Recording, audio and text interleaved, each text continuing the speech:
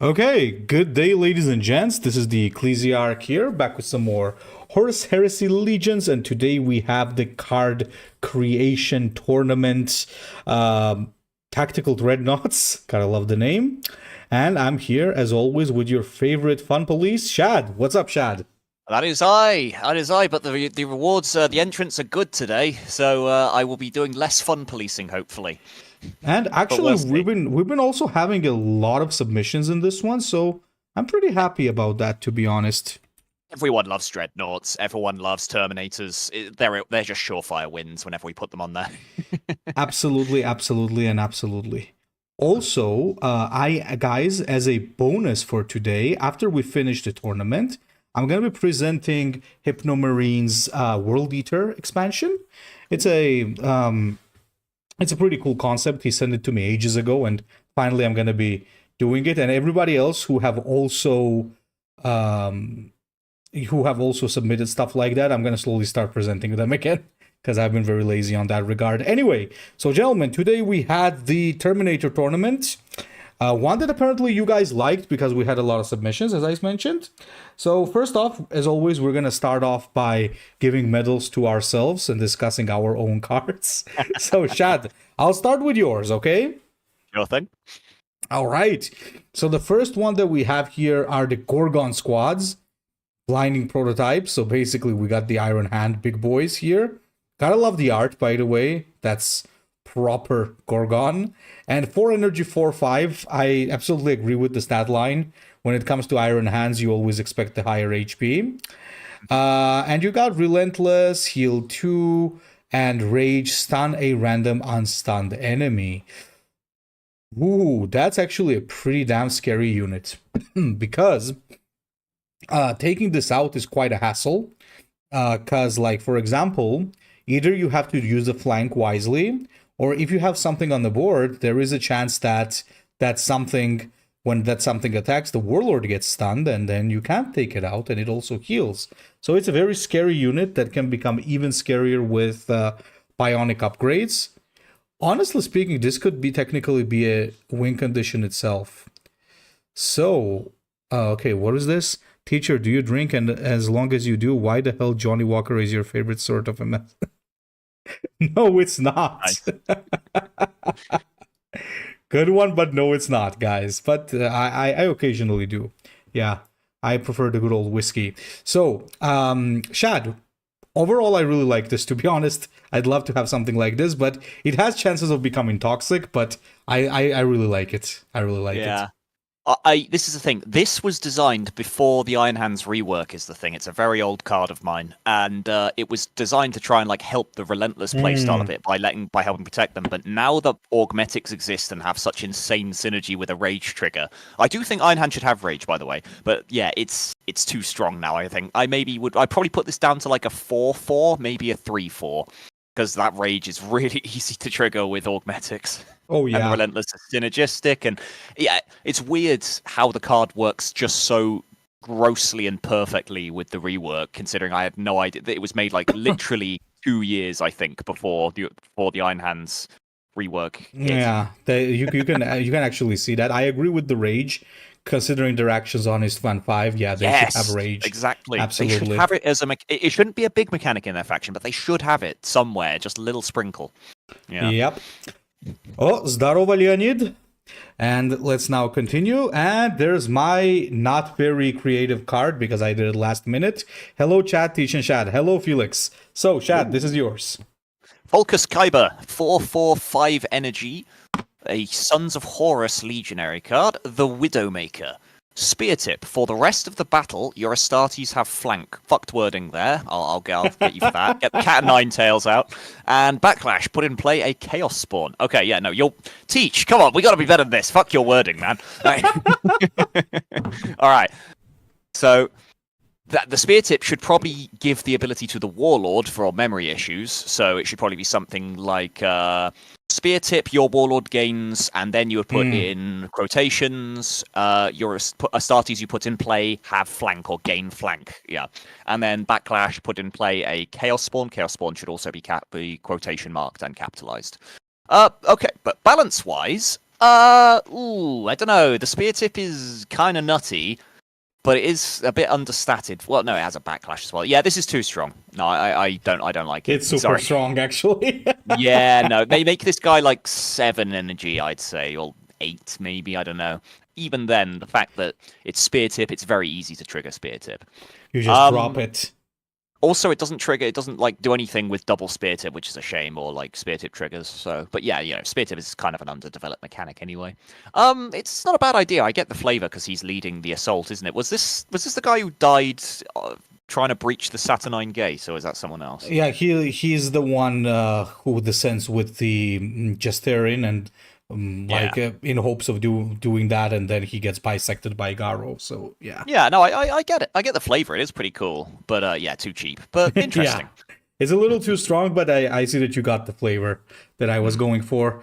Spear tip because he was leading, and then backlash because when he died, there was some chaos shit. He feels kind of wimpy out. as well for his status, so maybe there should be like a 9 or 10 energy card and buff his stats a little bit, and that would probably balance it.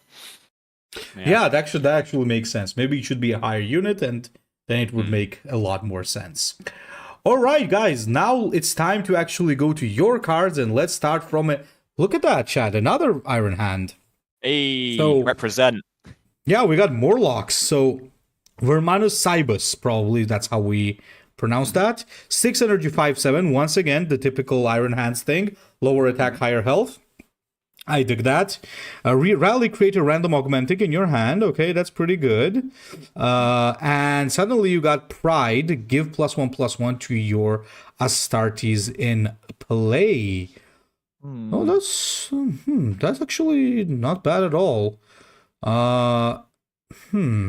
I don't know about the flavor though, because this guy was like the last remaining Morlock on Istvan. So the whole point was that he fought alone. He was the only one left. I don't think I like that Pride ability. Rally also says create a random augmetic. You don't need to do that with EG's wording. If it doesn't specify, then it is just default random. But I won't criticize you or deduct points for that because realistically, EG should specify when they have an effect like that because it's just good practice in a card game. Cards should do what they say, exactly what they say. So that is what you have done. So fair enough.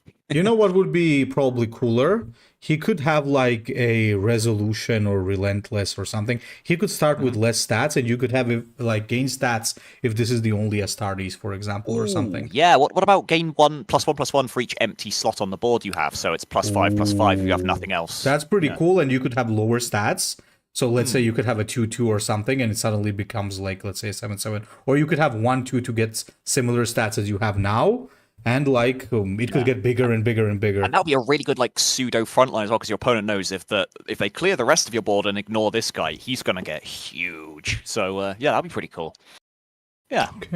Okay. But criticizing the card as it is mechanically, ignoring flavor, yeah, it's pretty fine. It's kind of competing with the Hammer Bearer slot, but that card's nuts, so whatever.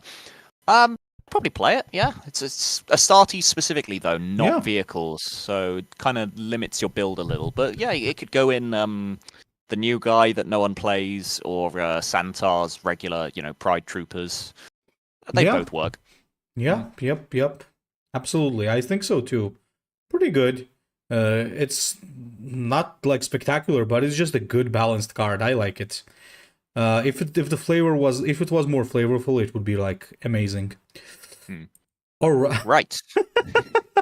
I can't read that. You're gonna have to do this one. Sorry. Okay, Buchinator. Terminator is Glubinki. Of course, it looks exactly like that. Rally, add Piva to your hand. Relentless, if you don't have Piva in your hand, spend your remaining energy in Piva. Add Piva in your hand. Okay, what's Piva? Obviously, it's supposed to be beer, right? Give +2 Bloodthirst, Berserk, and Invulnerable to a friendly troop. Buchinator this turn. Discard this card when you don't control Buchinator. Источник жизненной силы Buchinatora. So, the source of life energy for the Buchinator would probably be Drunkenator in English, so okay, I get it. This is a big meme. I get it why, because it's friggin' Arnold Schwarzenegger, I guess, and he's the Terminator. God damn it. Okay, let's move on. Shad, hidden hand. Hidden Hand, an Alpha Legionary card at Epic, Astartes, 5 energy, 4/5. Hidden Hand, Combat Advisor. Battle Honor, create a random secret identity card in your hand. Hidden Hand has your Warlord's activated ability. So that is so cool. And also weak as shit. So, I love the design of this, but it's not. It wouldn't be playable in its current form. What I think this should be, because me and Teach actually talked about this the moment it came in, because it was super cool, is I think it should have Vantage. And I know Vantage isn't in the default card creator at the moment, so it's a bit of a ball ache to add, but like it would make it perfect, wouldn't it? If you drop it down, you can double up on an active ability. The Battle Honor is really cool. The fact it can recloak you, awesome. I just love the design, really. Maybe he's a bit weak. Maybe you could make him a bit beefier as well. Terminator armor is supposed to be quite tough after all. It's like a 4/6 maybe. That'll be what I'd do. So 4/6, give him Vantage. That would do the job, I reckon. Yeah, the idea, the concept of this is just super. It's just really, really, really good. It's amazing. It's a little bit weak, as you said, but otherwise the concept is just nuts. I really like it. All right. Also, Bruno says, why the hell does Hidden Hand lack stealth if it's hidden? I mean, it's a Terminator armor. There's only so much you can do to hide that. Right, on to you. Holy shit, that's some crazy art right there. Ugh. We got the Deathshroud Terminator, 6 energy, 4/7 poison 1. So, all enemy attacks and tactics targeting your warlord target this unit instead. Holy shit, this is like Vargard Oberon but stronger. And backlash, trigger poison stacks on all enemy troops. Holy hell, I gotta say,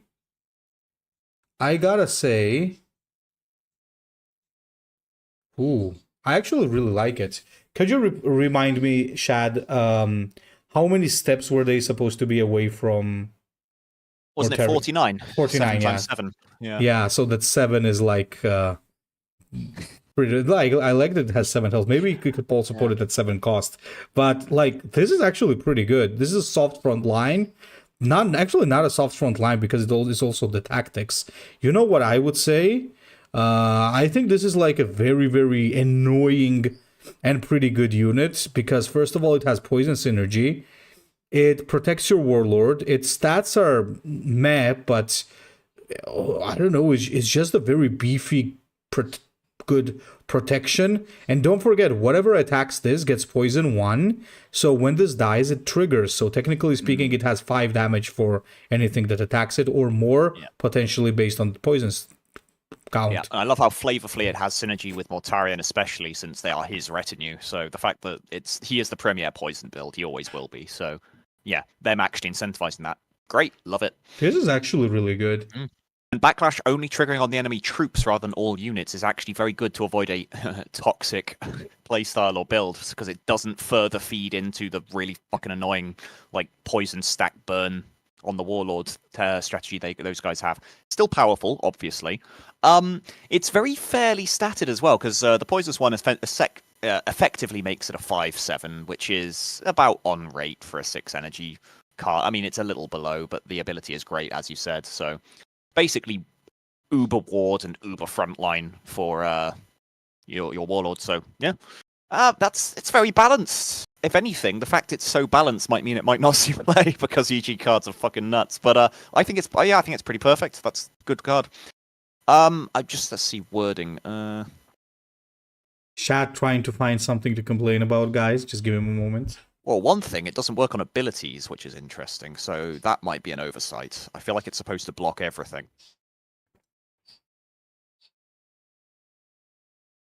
Could be. I don't know. Is the guy who made it in the chat? We can ask him. Okay. Let me check who's the author of this. Doesn't seem to be in here. Hypno made the Hidden Hand guy. Yeah, advantage / flank due to Exodus. I mean, yeah, but you still need to see it. It's load it up. It's Transcend 92. I think he's actually one of the ones. Oh, well, designs like this, I can see why. Pretty solid. I think Poisonous One should probably be at the top or the bottom. It kind of looks kind of wrong there, but that's a very minor quibble. Yeah, great card. Love it. Amazing, absolutely, yeah. Felix, Teach, I wanted to congratulate you on getting the Worshaper. Why, thank you very much. That's the only Tau I can tolerate, so thank you very much. Okay. Not a Tau. Yeah, that exactly. Okay. All right. Blueberries. Kalimos. All right, is this one me or you? Me, That right? is yours. Oh, by the way, Kalimos. the author said that did it intended for ability, so it's not an oversight. Okay, go on. Okay, Kalimos, 6 energy, 4/8 legendary Emperor's Children Astartes. Kalimos, 17th Company Captain. It has Perfection, gain +2, 2, and First Strike, unclear whether that's part of the Perfection or it's just normal. And when you trigger Perfection, draw a card, is cost 3 less. Okay, so there's a lot of wording issues here, and holy hell, there are balance issues. But the concept is fine. If anything, it's kind of a little dull sometimes, though, is the thing, because, like, generally speaking, it's just doing all the standard EC things, nothing fancy. But yeah, as a Terminator, it works. So the stats are way off. Perfection is quite easy to accomplish, so you need to balance around that realistically. So expect a card to always get its perfection. That's how you should balance, really. It's a very minor drawback. So as a result, we should evaluate this as a 6/8 with First Strike for 6, which is already quite above rate, and then you factor in the absolutely nutty perfection ability, which will probably trigger itself, but it's unclear. Also, there's wording issues, so there's no +2 in the final 2 on the gain +2/+2. There's no colon after the perfection. First Strike is unclear whether it's part of the ability, of the perfection ability, or whether it's a separate passive it always has. There's a space that's unnecessary between those two abilities, e.g. never do that. And it should be it costs 3 less, not is cost 3 less. But I know this guy is Russian, so like he has trouble doing the translations, so fair enough. It's difficult sometimes. So I'm lazy, I'm English, I only speak one language, so can't really criticize other people for, speaking two. All right. But yeah, it's fine design flavor-wise, but balance-wise way off, and wording is terrible. Balance-wise, it's too much, man. Yeah. Like 6 energy, 4/8 with First Strike. I mean, that would be fine. That could be fine because it's low attack, but it's instantly a 6/10, which is already hell of overstated. And on top of that, as soon as you drop it, it also gives you a card for cheaper. So yeah, it's a little too much. That perfection thing is nuts. I mean, if with enough setup from Grand Finale, it would just make the Fulgrim deck even more toxic and cancerous. You could draw your entire deck and just destroy your opponent.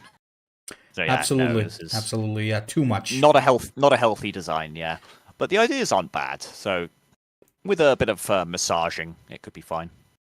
Very well. Looks like I get the Night Lord this time. So we got the Atramentar. I think that's supposed to be an Atramentar. Atramentar, yeah. But I guess that's a typo. So 8 energy, 8/6. Terror, Murder, give frontline to 2 random friendly troops. So that includes himself as well. Yes. Can somebody help me out here with the flavor? I guess it's him working as a boarding action. There is a Magic the Gathering card that I think this is riffing off called Crawl Space, which basically means only 2 creatures can attack or block each combat. And Crawl Space is obviously very similar to like a boarding action, Space Hulk, that sort of thing. I'm gonna say 2 things. First off, I do like the idea of Night Lords with frontline and something, because I always like when somebody gives Night Lords a different type of gameplay instead of just, I'm going to flank and use terror. So that's like a little boring. So this one gives it a different feeling. Also, Atramentar was very frontline. Yeah, that kind of makes sense. Like if he's if he's got his Atramentar with him, then kind of makes sense that there should be the frontline fighters. So yes, I kind of get the flavor, and I like it, to be honest, because as I said, different playstyle. However, it's too weak. It's extremely weak, because way weak. If you drop this by itself, it's terrible. And you have to set up a flank, and even if you set up a flank, it's not that good, because why would you set this up with flank when you get the Leviathan Dreadnaught, for example, with the flank, right? So it's kind of just underpowered is what I think.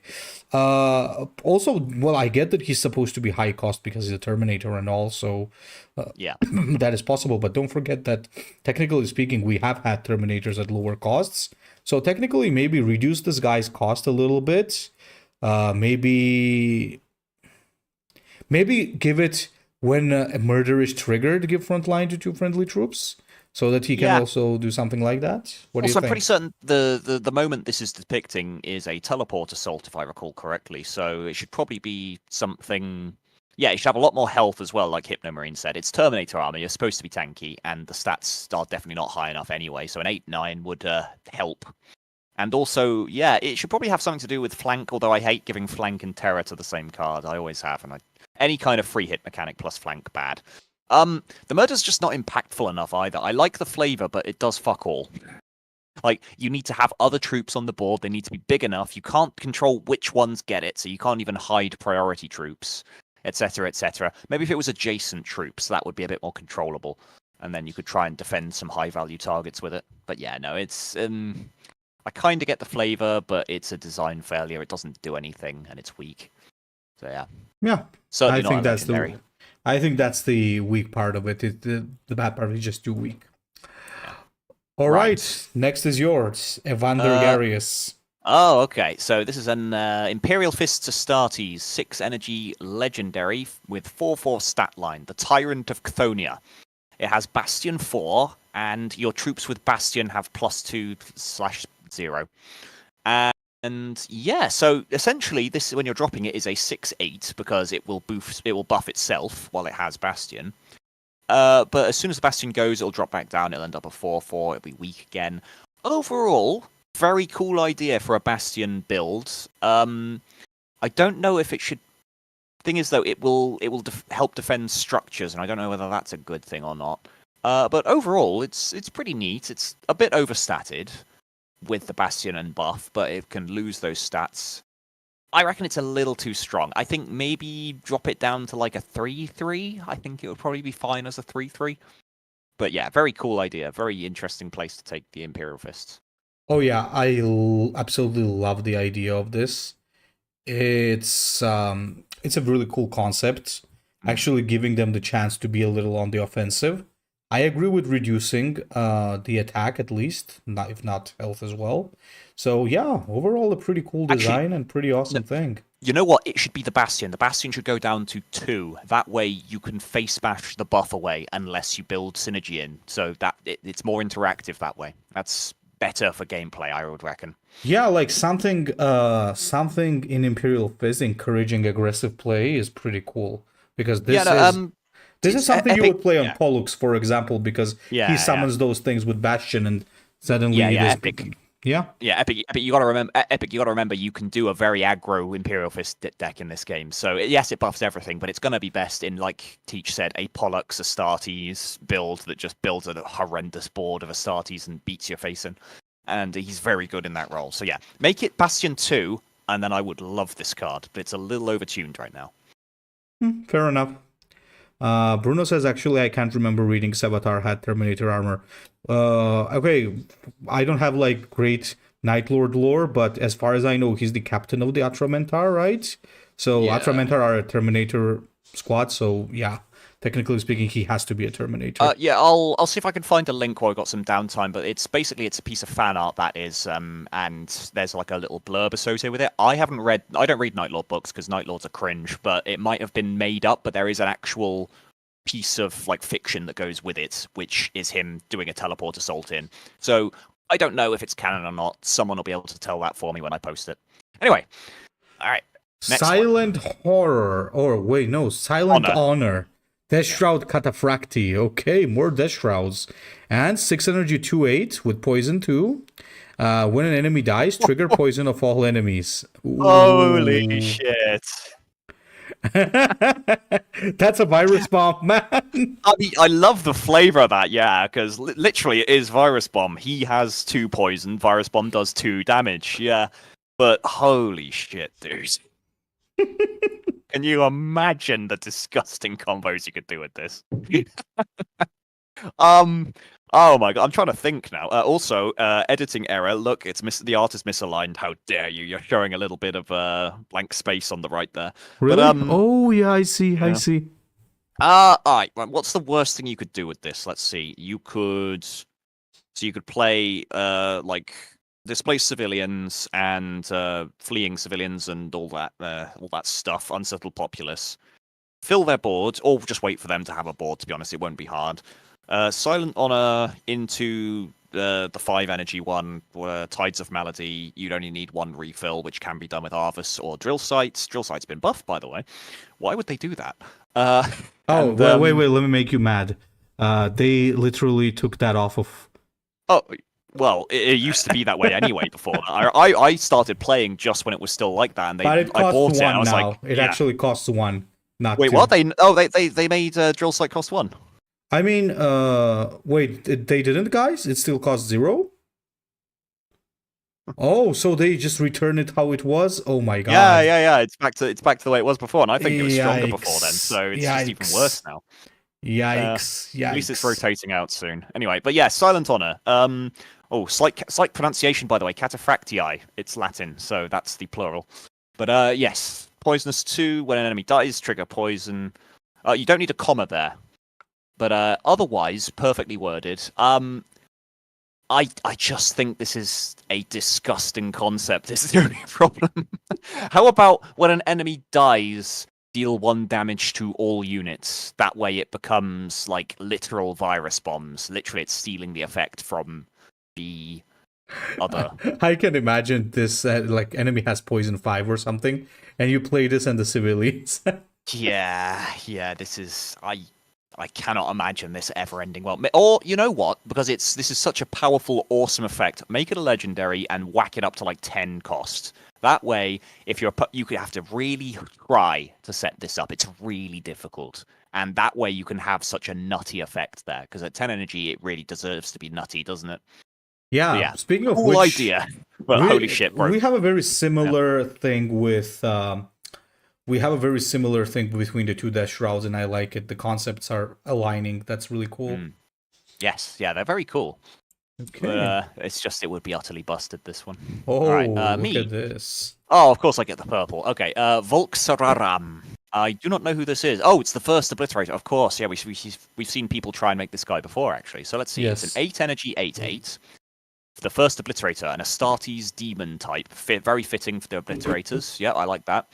Attrition, a random tactic in the enemy's hand, cost 1 more until your next turn. Interesting effect. Wording's a bit fucked, but we'll get to that in a minute.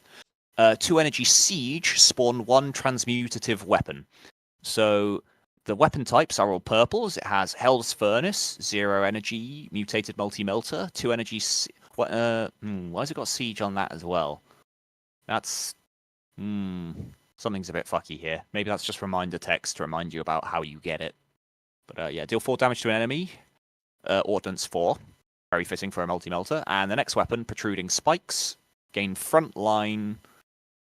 Stun enemies damaged in combat until your next turn. Right, so that's obviously referring to Volk-Sa'ra'am. Mutated Talons. Gains +2 and Cleave 2 this turn. Can act again.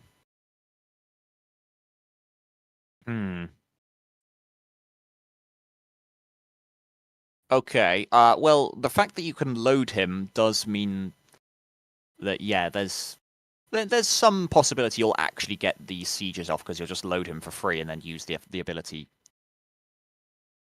Oh, hang on. Am I still there, Teach, by the way? Sorry. Yep. Okay, so I thought I'd gone silent. Yeah. Oh, it's spelt Hurl's Fernance, by the way, so slight spell checking there. Balance-wise, the attrition's cool and not that oppressive, although the fact that you haven't specified means it can raise tactics costs above 10, making them unplayable. But it's only temporary, so maybe that's okay. The Siege is rather niche, but yeah, I can see it maybe seeing some play. It's very fairly statted for its abilities. And the fact it's a demon is interesting. That means you can summon it off various weird word bearers effects, and you can get it in the Ruinstorm pool. All right, so let's fix the wording though. So the wording for the first attrition ability should be increase the cost of a random tactic in the enemy's hand by 1 until your next turn. And you should probably put to a maximum of 10, but if you want to not leave that in because it's temporary, that's okay. Permanently increasing something above 10, very not good. Do not do that. Siege, spawn 1 transmutative weapon. See, that's a weird choice, the use of spawn. It should probably just be a choose effect, to be honest. Spawn, choose a... I can see why you can't put all of that text on one card, so that's why it went purples. Okay, here's the thing, man. Like, if you're gonna do this effect, you need to either write it out on the card, in which case the attrition ability needs to go because there's no room, or you need to actually commit to them being purple cards, because right now these are really like bizarre purple cards. Half of them only work on him, one of them's just a direct damage. Like, they should straight up just give you like a weird obliterator tactic. There you go, that's what I would do with it. Make it so it's like, it has a random effect, so if it gets removed, it's fine, you can still use it, but it duplicates or copies for every demon you have, because you're not going to have a lot of demons in most decks for Iron Warriors, but he himself is a demon, so it's Obliterator synergy. And if you really want to lean into him and make it like a demon Iron Warrior deck, that'd be pretty cool. So yeah, that's what I'd do with him. Probably wouldn't need to be a siege ability. Honestly speaking, am I the only one who thinks that this is kind of weak?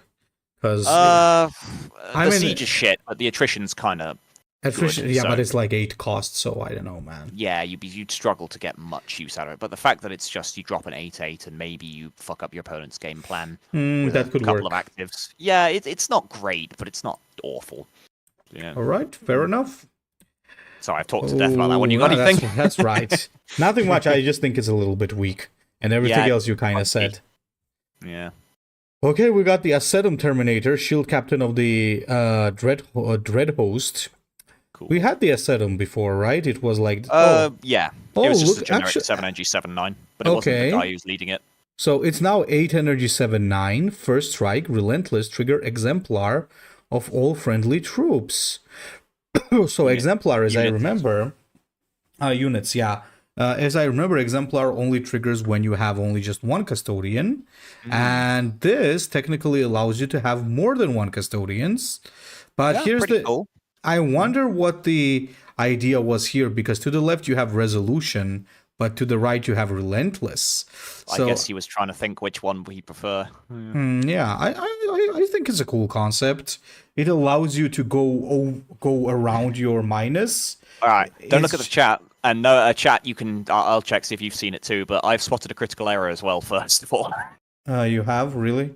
No one's pointed out in chat yet. Shall I give him a couple seconds see if anyone can spot it? There's something missing, chat. What's missing? Okay, don't say it. Oh, Sentinel.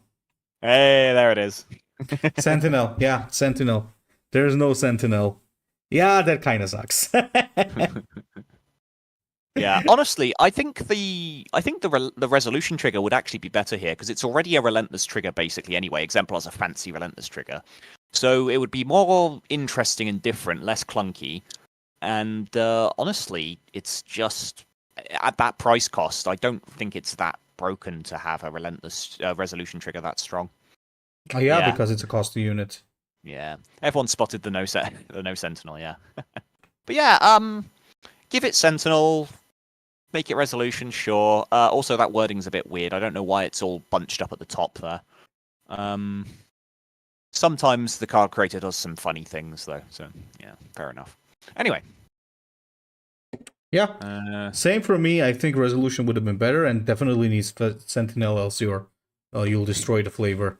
Breaking flavor. 10 lashes. Yeah. All right. All right. Okay, Anointed Terminator is yours. All right. Let's wait a minute. I think this is the old version. This is the old version. He sent me a new version of this. Oh, so okay. We ignore this. We ignore this. This is the old version. So it'll be at the end of the thing, right? Okay, we'll skip that. So, next one then. Deathcoil formation. 2 energy, 2/2 Terminator. Whoa, that is weak for a Terminator. All right, let's see what they do with it. Lernian Terminators. Rally. Jam a troop. When an enemy unit dies, a random friendly Astartes gains +0/+2 and frontline. Right. Jam a troop, any troop, so that'll be a targeted effect because of EG's wording. Technically, so this is a Terminator that can grow very quickly in theory and fix itself, but I still think that's way too cheap for a Terminator effect, style, and body. And the fact that it's so synergistic as well means you should probably make it a bit harder to combo anyway. So if you make this like a 4 energy 4/4, I think I'd be quite down with it. Maybe a 4/3 because it can spiral out control and it's got quite a lot of value with the instant jam effect. I think I'd be fine with that. Or 5 energy 5/4. That's probably where I'd put it. I'll say a few things. So first, hi Lord, nice to see you. And what the hell is a 2 energy 2/2 Terminator, man? Little Terminator. Also, the art, I have a few issues as well there because you haven't put a filter over it or properly, so it still looks like a miniature. So just one, like a slightly heavier filter would have fixed that. Yeah. I mean, I like the concept of it. I just think, like, for a Terminator, it's a little bit too weak. Yeah, Transcend 92 nailed it there. Yeah, it's too small. Yeah, it's like, come on. Everybody always criticizes EG for example, having sometimes Imperial Army soldiers stronger than Astartes. So that's that insanely buff fleet admiral in the legacy mode now. It's like an 8-9 or something stupid. Yep. I mean, Captain Cario was pretty cool. That was him. Yeah, that was him. That's the guy from the Eisenstein, and yeah, he's pretty cool. But I mean, yeah, he's not like 8-9. Yeah, canonically in our game in Horus Heresy Legions, he can beat Garrow to death. His captain. Yes. Easily. Wouldn't even be hard. Wouldn't even be close. Yeah, which is... What is the smallest Terminator we have in the game? I don't know. I don't think there's any below 4 energy. I think 4 energy is the cap. But I could be wrong. I think so. Yeah. We may be wrong, but as I remember, maybe chat will point it out. Yeah, okay. Yeah. Chat, go find one for us. All right. Oh, what is this? Look at this friggin' unit. Nice art. That's from the fan animation on YouTube as well. Awesome. Holy hell. Bearer this one of the mine word. Or yours? I think this one is mine, yeah. 8 energy, 5/10 front line. Rally, give your warlord ignore maintenance cost of your demons. Put in play a random greater demon and give all... What the Yeah, no, you fucked it there. That's a bit much.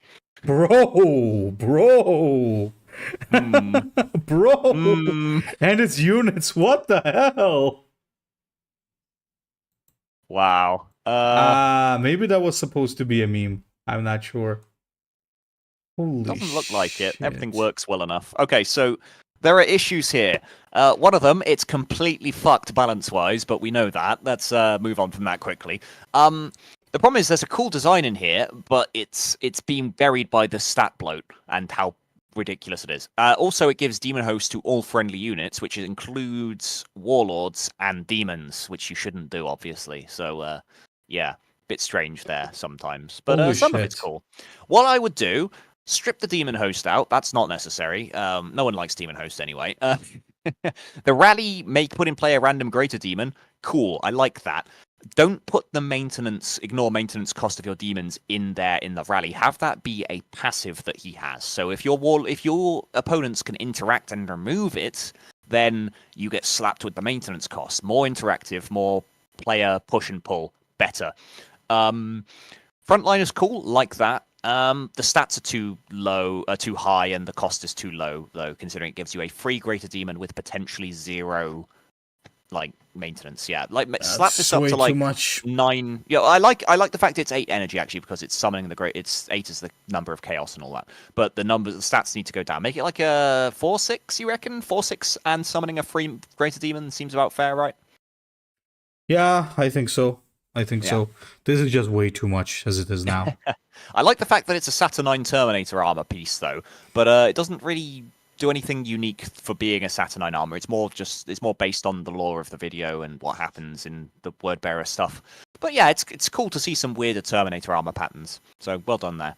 But the balance and the design is completely fucked. So sorry. Hey Ozzy, nice to see you, man.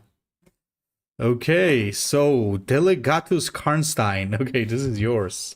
All right. That's a weird name. Now this is the correct one. This is the correct one.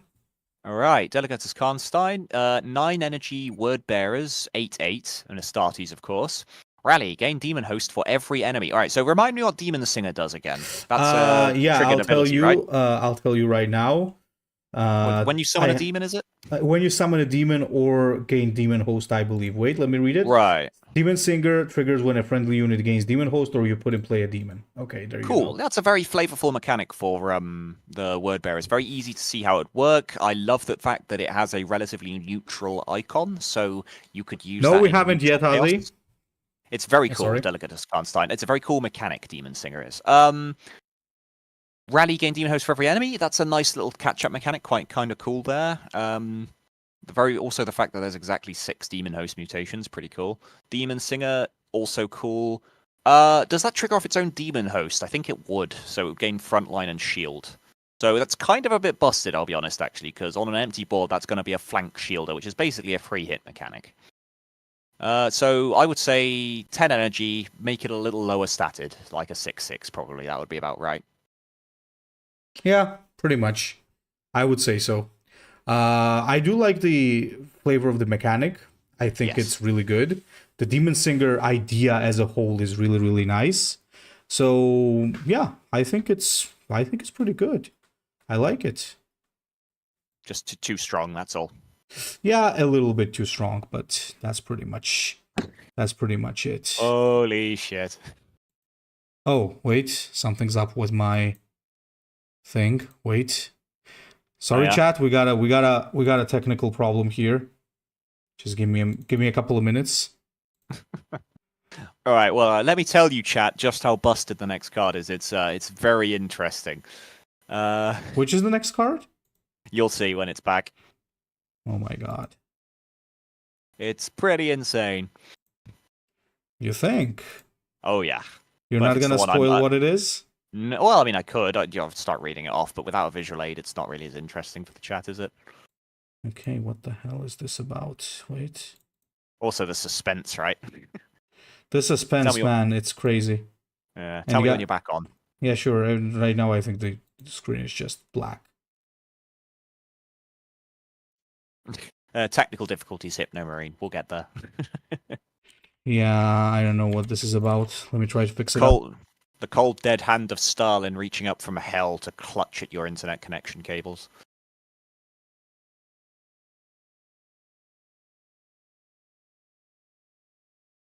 Bless the Omnissiah, spit on Stalin.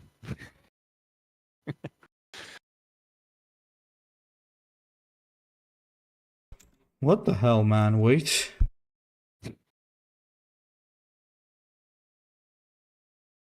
Ooh, dear. That against a super balanced trust shad. Do not lose me. Sorry, but it's not Nope. It's too strong. Like, you got to evaluate it around your opponent having a full board. It's going to be nutty. And even if it's got like 2 or 3 big stats, Demon Singer constantly giving it frontline and shield, it's going to be pretty gross. The odds of you getting either ward or flank are just very high. And you can also get a terror with it because that's one of the things. It's too strong. Cool though.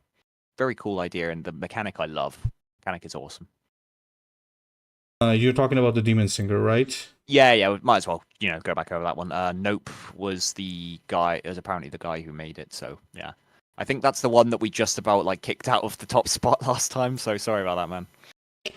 I mean, honestly speaking, I do think that his original mechanic is really good. I think if we had that for word bearers, I definitely love it. So yeah, it's a cool card, cool mechanic. It's something that is pretty cool. Yeah, I would also have expanded it to Mark of Chaos as well, but I mean, apparently EG don't like mixing up Marks of Chaos and Demon Host for some stupid reason. They should just be the same mechanic. Okay, honestly. Are we back on? Well, I'm with the stream, so I don't know until it catches up. But we'll see. I think we're back on. Okay, yeah, I think we're back on.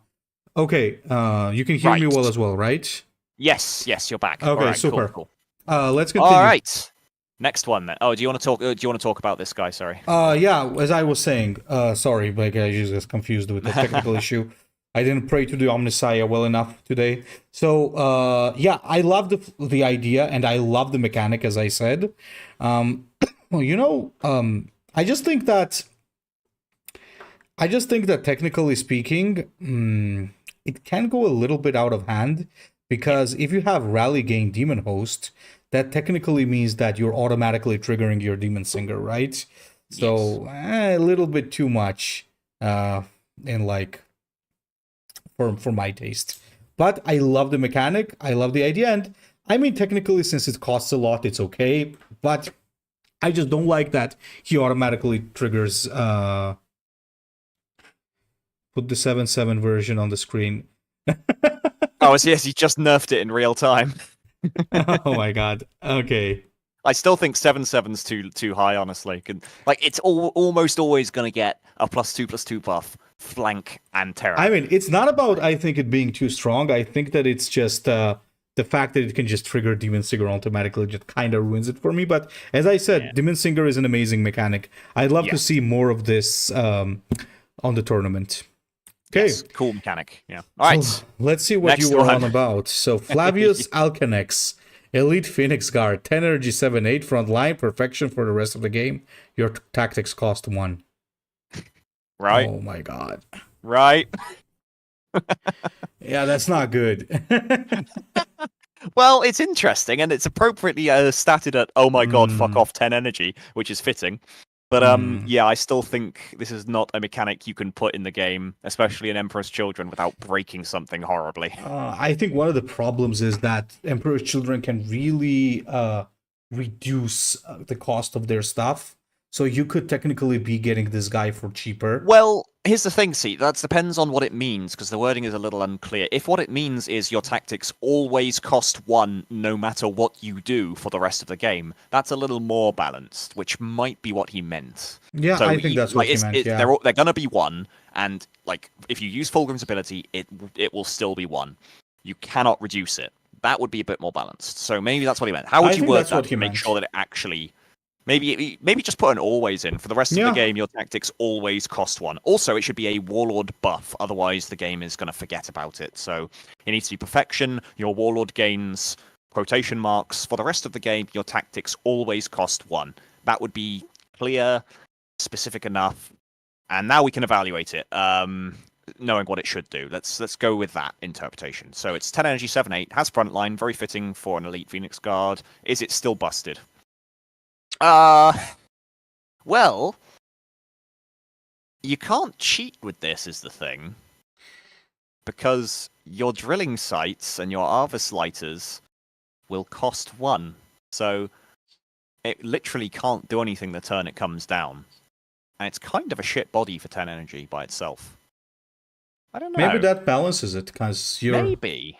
Because you're technically sacrificing a turn there. Yeah, no, we know Hypno. That's why we're trying to specify, to find how it could be less broken. So it should be 1. If they've already been degreased below 0 or below 1 down to 0, it would reset them back up to 1. That would be an appropriate sort of level of balance for it. So we're evaluating it as if that is true. This might actually be balanced. if that's how it's supposed to be. I think so, Shad. I think so. Yeah. Because for the rest of the game probably means that it's permanently 1. Yeah. So again, so essentially just a few minus points for wording. Is it weird that I kind of like it now that we've established that? I still think it'd be kind of busted though. I don't know. I don't see it as too busted because it comes in too late. Yeah, but you could do a build like this where it's just this guy, you ramp to maximum, and then you just stuff the deck with a draw and just get it to Kulka Engine and you'll get it. Yeah, exactly. Oh god, you imagine Pride of the Emperor with this. Yeah, I know it's Legacy, but whatever. Could make a cool deck actually. I'm liking it more and more the more I think about it, because you kind of really have to try to get to him. Yeah. It would make a cool Legacy deck. Okay, yeah, I think that's my takeaway. Okay, Marduk Sedras, the Dreadwing Eschaton. This is yours. Right, an 8 energy, 6/8 Dark Angels legendary. It's an Astartes. It has Dreadwing. Very fitting, of course. He is the Dreadwing Eschaton. Rally. Give +2 to your troops in play. Your Dreadwing troops gain Bloodthirst instead. And he himself is Dreadwing, so he will gain Bloodthirst. So it's a 6/8 with Bloodthirst, essentially, and basically gonna rally, give your +2 to other troops. I don't... It feels kinda strong for what it does, but it's such a wide effect, is the problem. And I'm not sure... I think this should be a targeted rally, honestly. I think it should target one of your units. It should be give +2 to target unit. If it is Dreadwing, it gains Bloodthirst instead. That would be a bit more...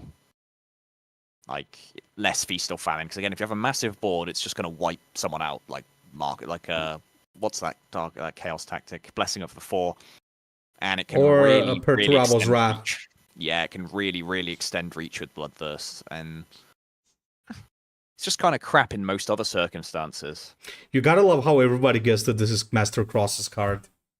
Oh well, yeah, obviously. The wording is pretty solid this time though, so that's an improvement over like later entries. You know, it's not actually that bad now I think about it. The more... I mean, it's fine. It's the only... Honestly speaking, the only gripe I might have with this is kind of a win more card. But otherwise, it's fine. It's not bad at all. I think it's okay. Yeah, no, you know what? I take it back. It's not that busty, because for 8 energy, a card that can end the game, that's pretty standard, really. That's just a burn piece, isn't it, a lot of the time? You know, what's the difference between that or getting hit by Vengeful Spirit in the face? It's... Yeah, absolutely. Absolutely. All right. Yeah, you know, I like it the more I think about it. Same, I think it's pretty fine. Cool. It may be cool combo with Hexagrammaton, so yeah, I definitely like it. All right. Okay, guys, can you guess whose card this is if you guessed the previous one? It's good old Zermal. So, Zharion Inner Circle. So, okay, so they're always sending the two same factions. So 6 energy, 5/6 duplicitous. When a friendly troop uses an active ability, it triggers twice. That's pretty cool. But could we code? But okay, that's EG's thing. So give flank to a random. But a target would have to target the same thing. So, yeah.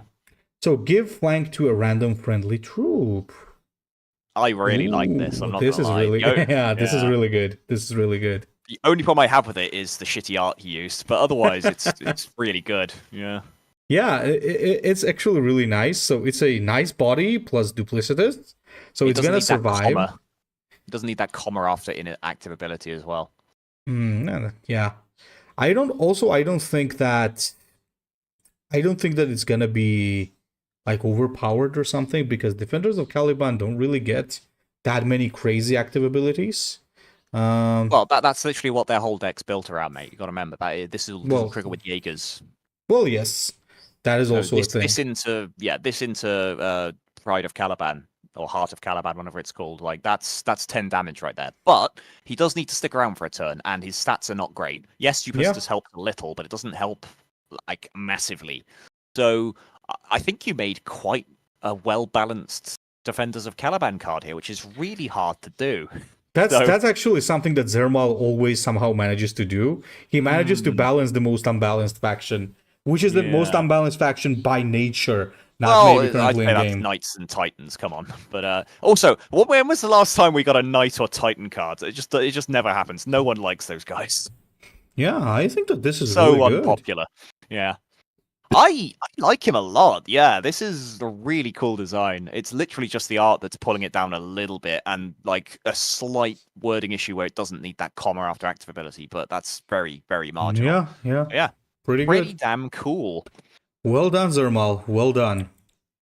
I even especially like how you future-proofed his own ability as well, because it'll trigger his own ability, but because it's not a targeted ability, it will trigger twice.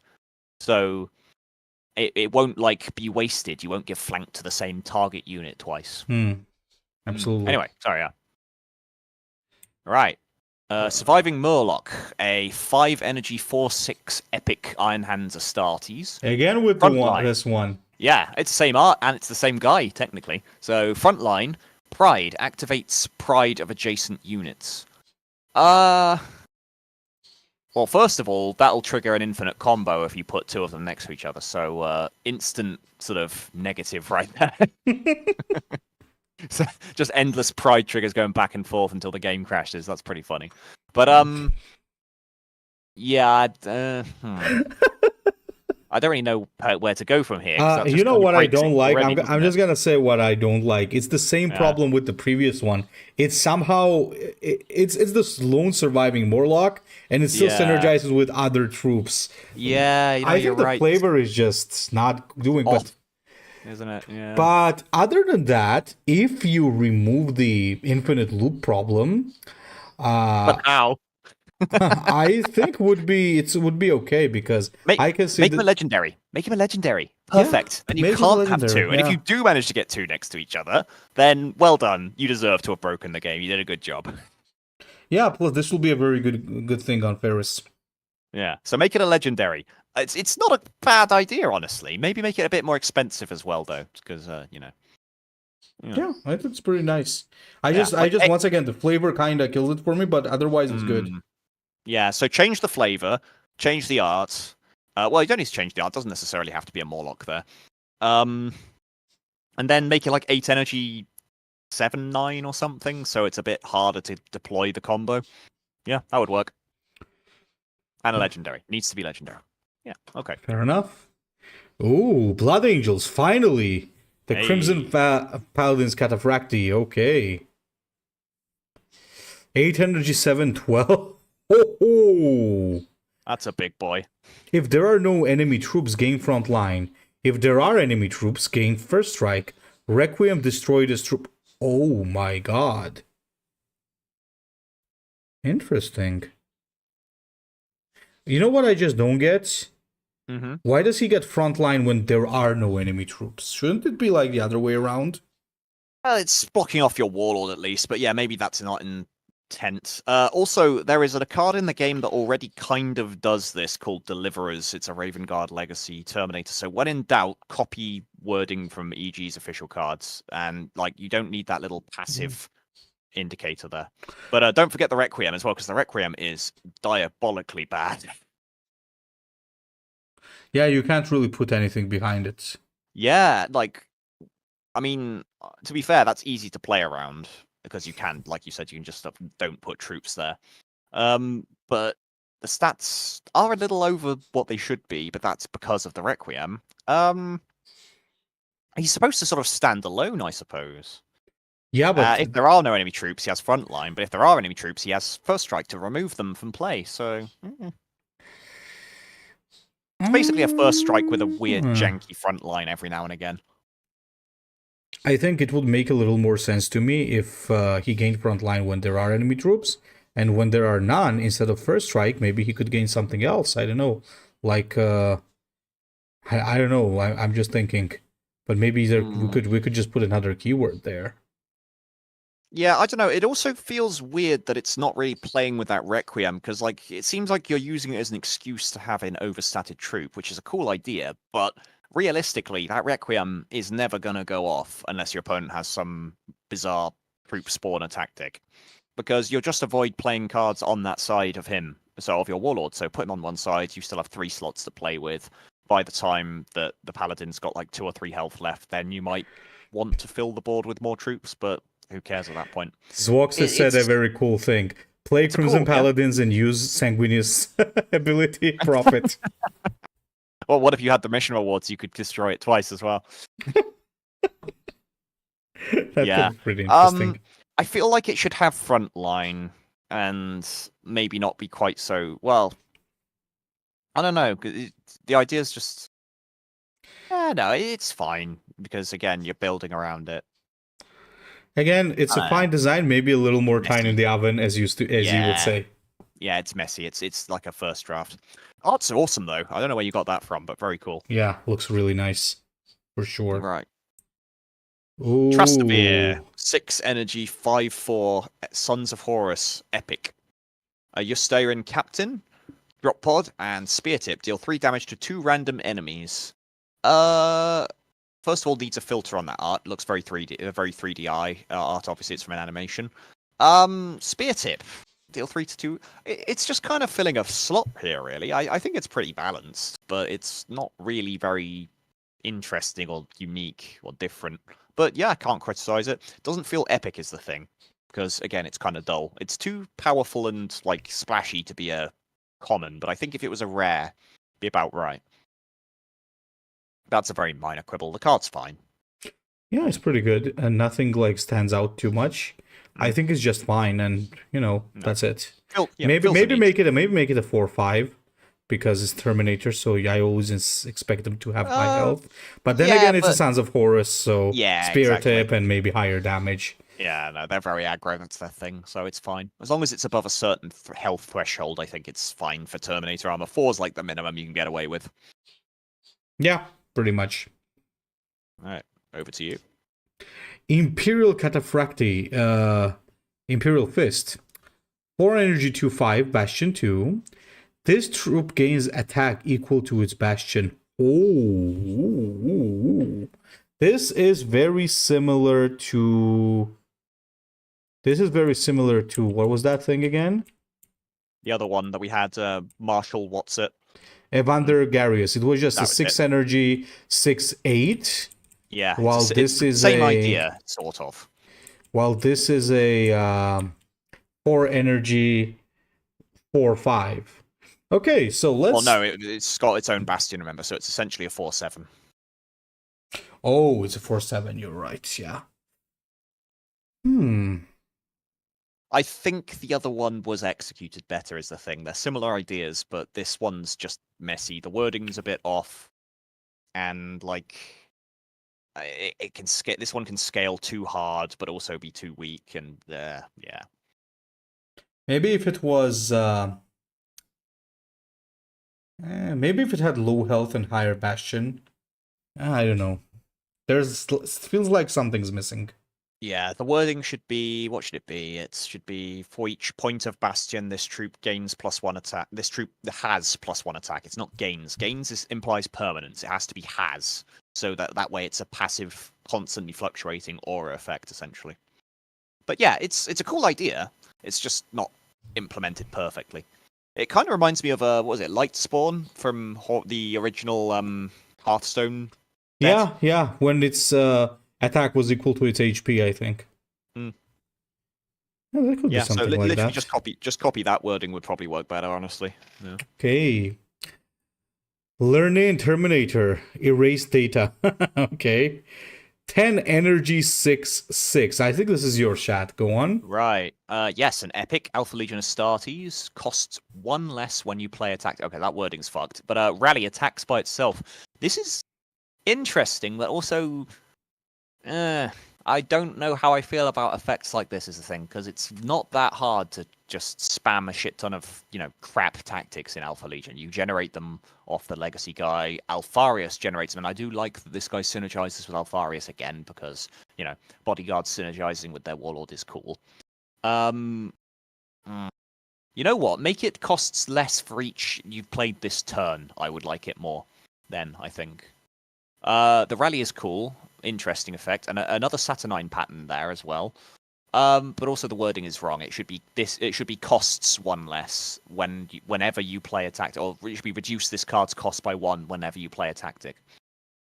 And again, like I said, I think it should be a temporary buff. Reduction rather. I like the flavor though. Erase data. Oh, that's super cool for Alpha Legion. Very flitting flavor. And the art's great. Yeah, it's just this kind of effect is very toxic. It's feast or famine. You set it up and your opponent can't play around it because they don't know you have the card in hand. They don't know that you've played 10 tactics over the course of the game and you have just like a 0 energy Lernian Terminator ready to go. Just drop it on their face out of nowhere. There's nothing they can do. It's don't like the effect. Don't like it at all. If you're gonna have it, make it more expensive because it can be above 10, obviously. Fair enough. Fair enough. Yeah. And fair enough. Should have no rally, maybe. Yes, that would do a lot, honestly. Yeah. Trap was drawn. Yeah, that's not a bad idea. Okay. It's kind of a clown fiesta effect because that's how traps work. But well, in general, it's a minor discount. So, in general, I'm not a big fan of like this. That's like instantly go face finish the game effects. But I can see where he's going with this. I just think that it's kind of cheesy. Yeah. Okay, Right, Aquilon Terminator, 7 energy, 5/8 Survivor 2. Nice. Sentinel, so this guy didn't forget. Hey. Nemesis and Resolution. Deal 2 damage to 2 random enemies. Ooh. Nemesis is nice. You could technically deal 4 damage or 8 damage in total when you play this. Yeah. I think this is Also, a little too much. Nemesis is not in the base set as well, so kudos to you for figuring out how to actually make and put the icons in. This might be a little too strong. Yeah, I think so. Sentinels should be at the top as well. Also, Aquilon is spelt wrong. It's a single L, but minor thing. Is it too strong? Nemesis, it's got low attack. That'll probably trigger most times. Yeah. Resolution will always trigger. Yeah, this is too strong, especially with the Survivor. Maybe 8 energy. Yeah, 8 should be fine. Actually, you know what? Yeah, nice. 8 energy. Make it 4/8 as well. That way, the damage it deals with its like pew pew effect will be the same as its actual full damage, which is a nice like flavor thing. So, yeah, 8 energy, 4/8. Then I think I like it. Or like remove the Terminator, remove the Survivor, and just make it tougher. Yeah, we'll keep it at 7. Yeah, that's my take as well. I really like the idea. I think it's a little too strong. Just increase the cost. Maybe, as Chat said, decrease the attack, and it's gonna be good. More DACA. More DACA. Exactly. Okay, who's this Giga Chad? Delhard. Wall of Martyrdom. 7 energy, 4/2. Wow, that is the weakest stat line we've seen so far. So what the hell this guy does will be interesting. Delhard, Wall of Martyr. So that's bad grammar, but it's flavor, so whatever. Adjacent units cannot be affected by attacks and tactics. Bastion 6. Backlash, give invulnerable to adjacent units this turn. Whoa, that's okay. That's interesting. So you need to put Bastion 6 on a fresh line as well, probably at the top. So essentially, because you can miss it basically. So essentially, that is a 7 energy 4/8 with mega frontline and mega ward. It does say attacks and tactics though, so it isn't invulnerable. That's an important distinction to make. So they can't be damaged by an enemy attacking them, but they don't get free attacks on your turn. So that's good. That backlash is really cool with the 4/2. Feels kind of appropriately costed, and your opponent can play around it very easily if they put the energy in to remove Delhard themselves. So it's actually quite balanced. You know, if they take the initiative to remove it, then you get less benefit, etc., etc. Slight issue with the art there. It has the Crux Terminatus on the left shoulder pad. You could have just like shifted the art over a little bit to hide it though, because Indomitus pattern Terminator armor did exist during the Heresy. It was like the shitty off-brand version no one wanted to use because the other 2 marks were better. But, you know, by the 41st millennium, all the good marks are gone. But, yeah, it's a cool idea. It's just a bit, the wording's a bit, the formatting's a bit messy. That's all. Yeah, Definitely I feels mean, like a legendary. it's like a very strong defensive card by itself. So it has high, it's quite powerful. It's hard to remove. Low attack is good, and as it removes, it's still going to give you a turn.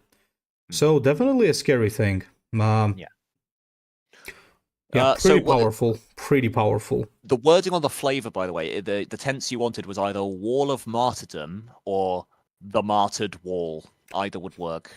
But yeah, it's very cool idea. I don't know if this is a real guy from the lore or if it's made up, but either way, the flavor is perfect. Love it. Yeah, I might maybe invulnerable only to troops. That's true. Yeah, frontline. No, yeah, it's already busted. It needs its own frontline. I would say. Good catch there. Who caught that one? Greyhawk. Yeah. What'd he say? Yeah, playing it next to frontlines is basically. Busted. Yeah. You have to remove it in a different way then. Yeah. So give it frontline, and that will balance it as well. Okay. I guess that's the agreement. Okay, another Sevatar. Same art again because the art's awesome. Okay, and look at that. Similar concept. 8 energy, 8/8. This one's beefier. Choose and put in play Night Lord's Terminator and give it front line. Murder, repeat the rally. Now that is way too strong. Well, especially considering he himself is a Night Lord's Terminator, so you could put copies of himself into play, which is pretty funny. And then you would, by triggering murder, you could get even more like Savatars and holy hell. It's a lot of stat. Yeah, a lot of stat for Night Lords. I think there's also a little problem. You cannot repeat a rally which has a choose. So maybe it should be... You can because it's murder, so it'll only ever happen on your turn. So you're right. That's okay, that's actually, true. yeah. But I don't think it's... But I don't think it's kind of cool. Well, doesn't matter. Anyway, what I think that it's too strong. That's what I think. Yes, yeah, it is. Yeah, the fact that it's a rally instantly. Maybe if it was just the murder, then it would require a bit of setup, and it would actually be quite balanced then. And you would avoid like strange rally stuff, or you could increase the cost to 10, and then it'd probably be a bit more balanced. I mean, also, oh yeah, sorry, I was going to say Night Lord's Terminators is a rather ill-defined group. We know what it is, but the game doesn't have tags or codes in there to specify what that is. So you'd probably want to say like Astartes that costs 6 or more, because that's where all the Terminators are. That probably did the job. Okay, fair enough. I do think, however, that it's a little bit too much. Yeah. Okay, wait. I just noticed that I'm missing one of the cards here. I'm just going to quickly download it. Give me a second, guys. Oh, I see. It didn't import properly. Yeah. Okay, I think I did download it. Wait. Okay, let's just first continue, and then I'll present that one. Okay, this one is a little bit weird because it's a screenshot. I don't know why it came as a screenshot and not as an actual thing, but it's a Black Shield Terminator. You can see what we need to see at least. It's a 7 energy 6/6. Rally for each enemy gains a keyword. I mean, I like the idea that keyword soup being the Orphans of War thing, so interesting idea, but I think you need to specify what the keywords are, because there's a lot of keywords in the game, and I'm assuming you're not going to give all of them, because Invulnerable, for example. Although, again, we're being hypocritical, because EG did that with the Gerasene Chimerae, or whatever they're called. So, yeah, EG love putting just random shit that you can't actually understand by reading the card in their game sometimes. How do you feel about this one? I like it. I feel like it's kind of got the same problem as the Demon Singer guy from before, though, in that it will often get flank and either First Strike or Terror, because both of those are on the list. Even Bloodthirst, maybe. So, yeah. In certain scenarios where your opponent has swarmed the board, it is utterly disgusting, and it's a bit too strong for that. So maybe this should very much be a legendary if you're going to keep the current design, and it should be more expensive. Like 10 energy legendary that can do all of that stuff that we're talking about. That feels a bit more balance, because that's basically Sex Demon on steroids. It's a hunting eagle. Yeah, depending on what they get, is gonna be busted or meh. So a little bit too RNG. It doesn't have stealth in that pool either, which I don't know if it's intentional or no, not. It has. It has. It's just not seen in the screenshot. Oh, okay. I was going to say it could have been intentional, because Terminator armor doesn't do stealth very well, obviously. But yeah, fair enough if it's in there. Sure. I think the problem here with this is like you could technically get like very good stuff or bad stuff. So 2 RNG, but the concept is nice. Yes. Yeah. Cool idea, but maybe it could copy all the keywords in play. Similar to what I did with the Warlord for my Warlord fashion. But you could, again, build some very disgusting combos with that. But then it doesn't do anything by itself, so that's fine, really, isn't it? Yep. That's it, what it is. Yep. Okay, next one is the Ebon Kashik. So, I see. This is the 6 energy 7/7. Frontline, rally, reduce the cost of all White Scars tactics in your hand to 0. So, Shad, I think you were supposed to discuss this one? I don't see it. It's not... Oh, hang on, let me reload the thing, actually. Yeah. I just see the Golf Legionnaire. I see the Golf Legionnaire again. That's not supposed to be there.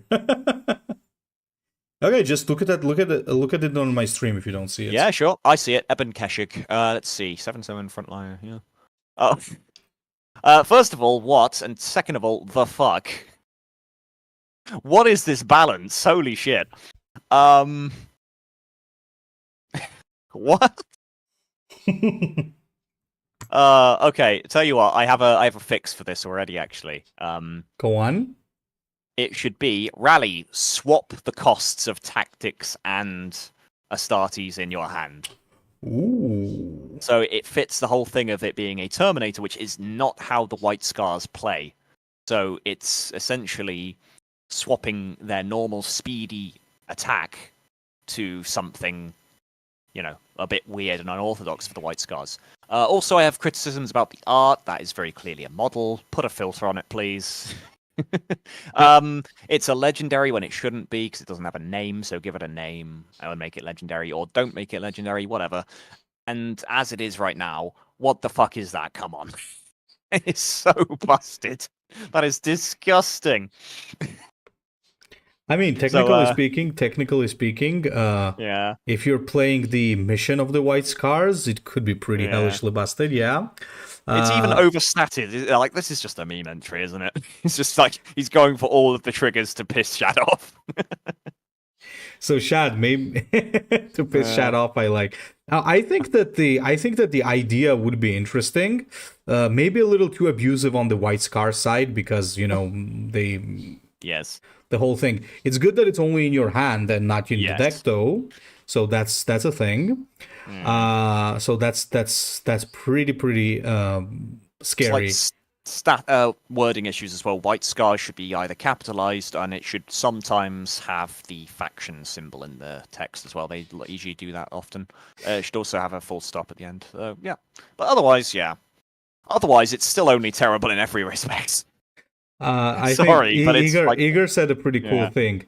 It's the bull's younger brother. Oh my god! Yeah, right. I get it now. Yeah, right, because he's black, like Ebony. What was my fault again? There's no background on the art either. Oh. You didn't put the proper thingy in. Oh, okay, Azia. Are you having that's a on me. That's on me. It's actually not that hard to download the program though, Azzy. It's quite easy to get, honestly. We've got the link available. We should put the link in the description, shouldn't we? That'd be a good idea. Let me just also put this here. This is the other card, Sergeant Korak, that I... Oh, we have another one. Okay. I didn't put it in your folder. So this is Sergeant Korak, Renegade Deathshroud. So we got another one. Can you make sure it goes in there, though, for... Yeah, for sure. I will. So 5 energy. Yeah, Hawk, I did. I'll show the delayed entries in a bit. First, let's do the ones that are not delayed. So 5 energy, 3/6. Resolution, heals 2. Rally, give poison 3 to an enemy troop. Oh, he's just nerfed a card that he doesn't like. I mean, fair enough. That's not what the contest's for, mate. Come on. Wait a minute. Did I get it wrong? Was this not his entry? Wait. Well, this is the same card. Oh my god! This is extra. Holy shit! Silent Horror was his entry, and never mind. Okay. I for some reason downloaded this as well. Yeah. Sorry about that. I was about to be annoyed then. Okay. No. Sorry about that. Yeah, that's. Okay, now let's check out the let's actually check out the let me see the delayed entries. Guys, I'm going to abide by the rules as I said. So the delayed entries don't get to compete this time, but I'm going to show them off as well. Delayed entries are considered entries that arrived while I already had begun the stream. So we have, first of all, Shid Aranko. So, Lernaean Captain, 4 energy, 4/5. Rally, put in play 3 random operatives and give them to your opponent and stun them. Yikes, that's too strong. I can't see him, sorry, I'm after. You're going to see it in a second, I think that's a little bit too much. Oh yeah, that's way too strong. They're way too overstated. Put that at like 6 or 7 energy, that's balanced. Yeah, for 4 energy, it's too much because you're already putting a very powerful card for 4 energy because it's a 4/5 and that's a good stat line. And you're also getting 3 operatives, throwing it at the enemy and stunning it. Yeah. Yeah, don't like that, no.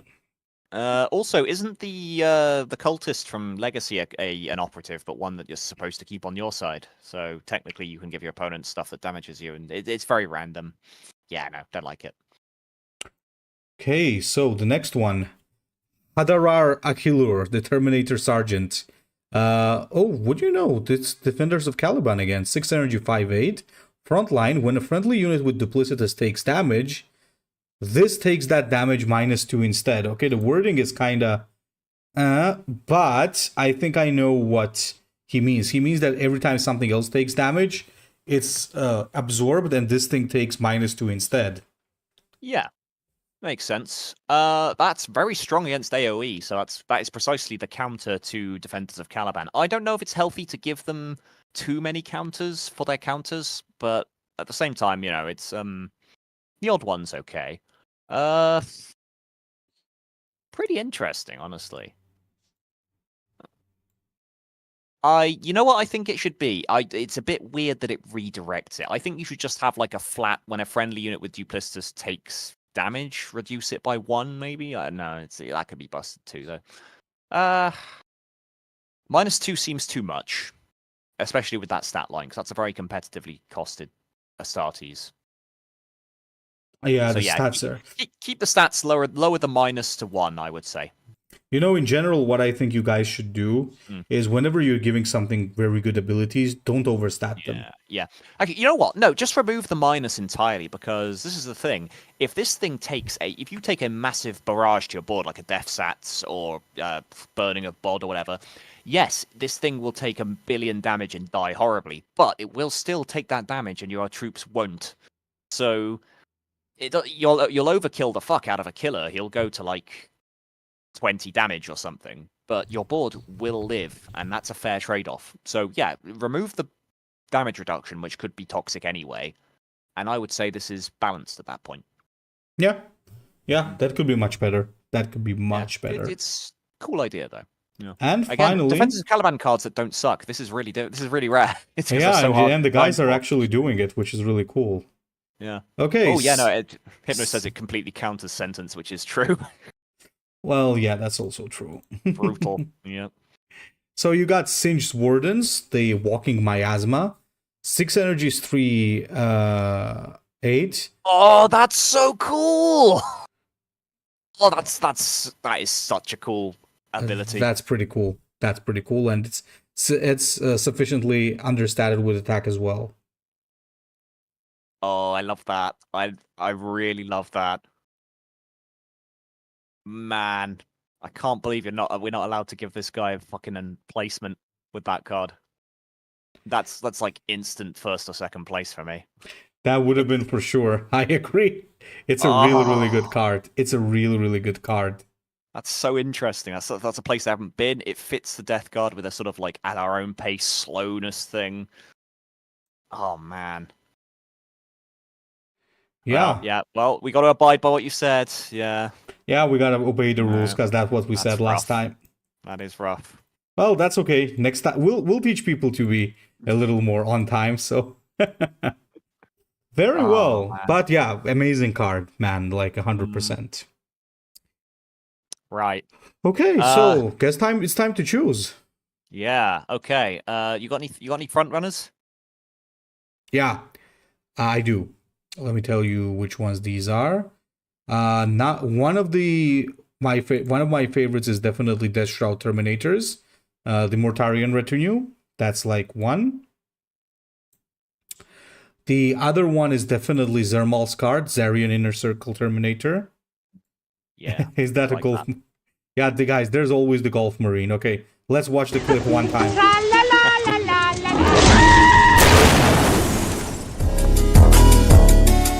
Like, where do you guys even come up with this shit?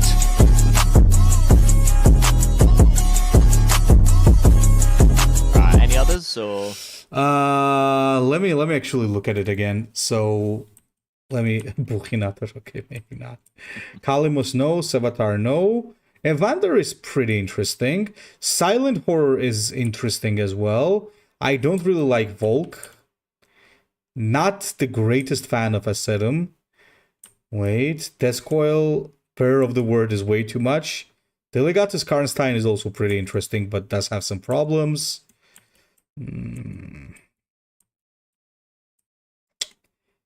I am not sure about the third one. So which ones are yours?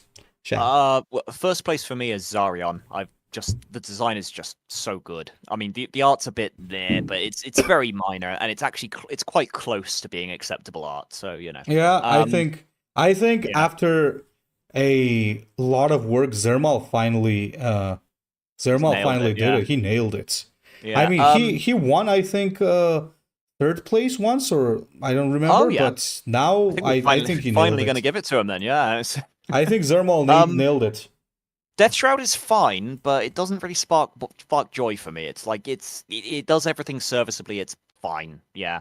I really like Evander Garius. That's a solid card. It's just a bit too strong. And I really like Flavius Alkenex once we figured out what the fuck it was supposed to actually do. It's surprisingly difficult to actually break. Although again, it's the wording's a bit fucked. And again, it's not clear exactly what it does. So I would say it's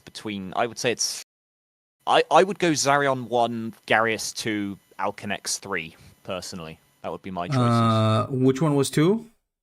Evander Garius.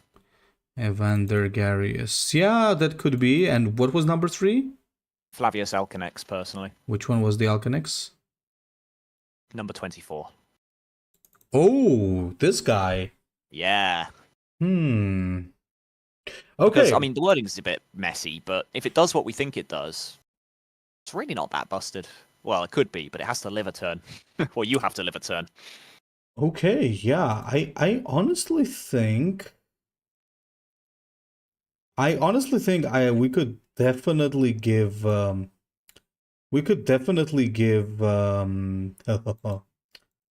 was that again? We could definitely give the second place to Evander because I really like the whole idea of aggro Imperial Fists. Yeah, it's just a bit strong, isn't it? It is a bit strong. Yeah, that is the problem with it. Maybe and the it needs art's kind of definitely a model as well, so it needs a filter. Yeah.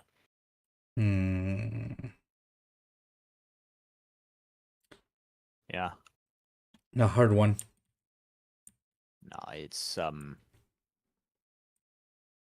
yeah, it really is Zharion for me. It's just I don't think it's close. Zharion is definitely number 1. Yeah.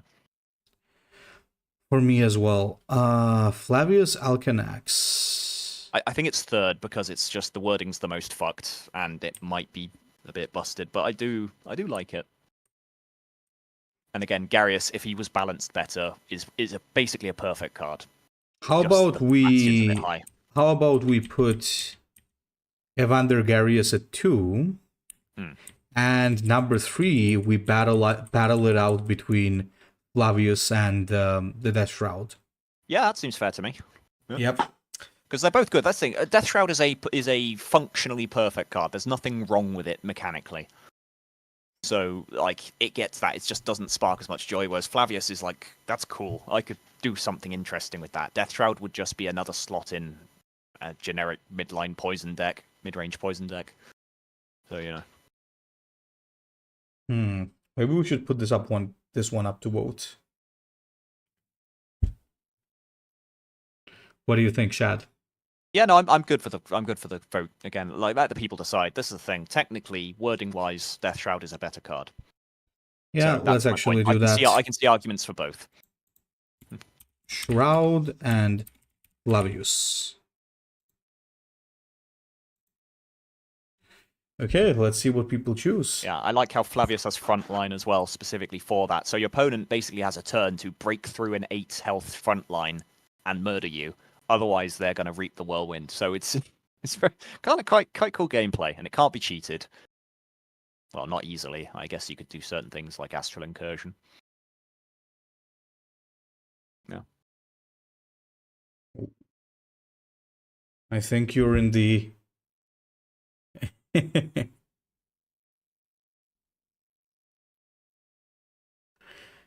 I think you're outnumbered, chat, for now. Oh, yeah. Well, that's fine. That's the will of the people. That's the thing. I can see why. Wait, it can change. It can change. It can change. Let's wait.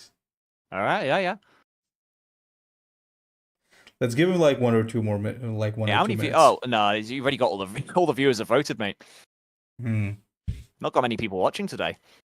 No, there was 40 people at some point. So Oh, maybe it was your internet outage or whatever that. yeah, it could have been. Okay, then Well- I guess it's gonna be Shroud in that case. Yeah. Well, But fair enough.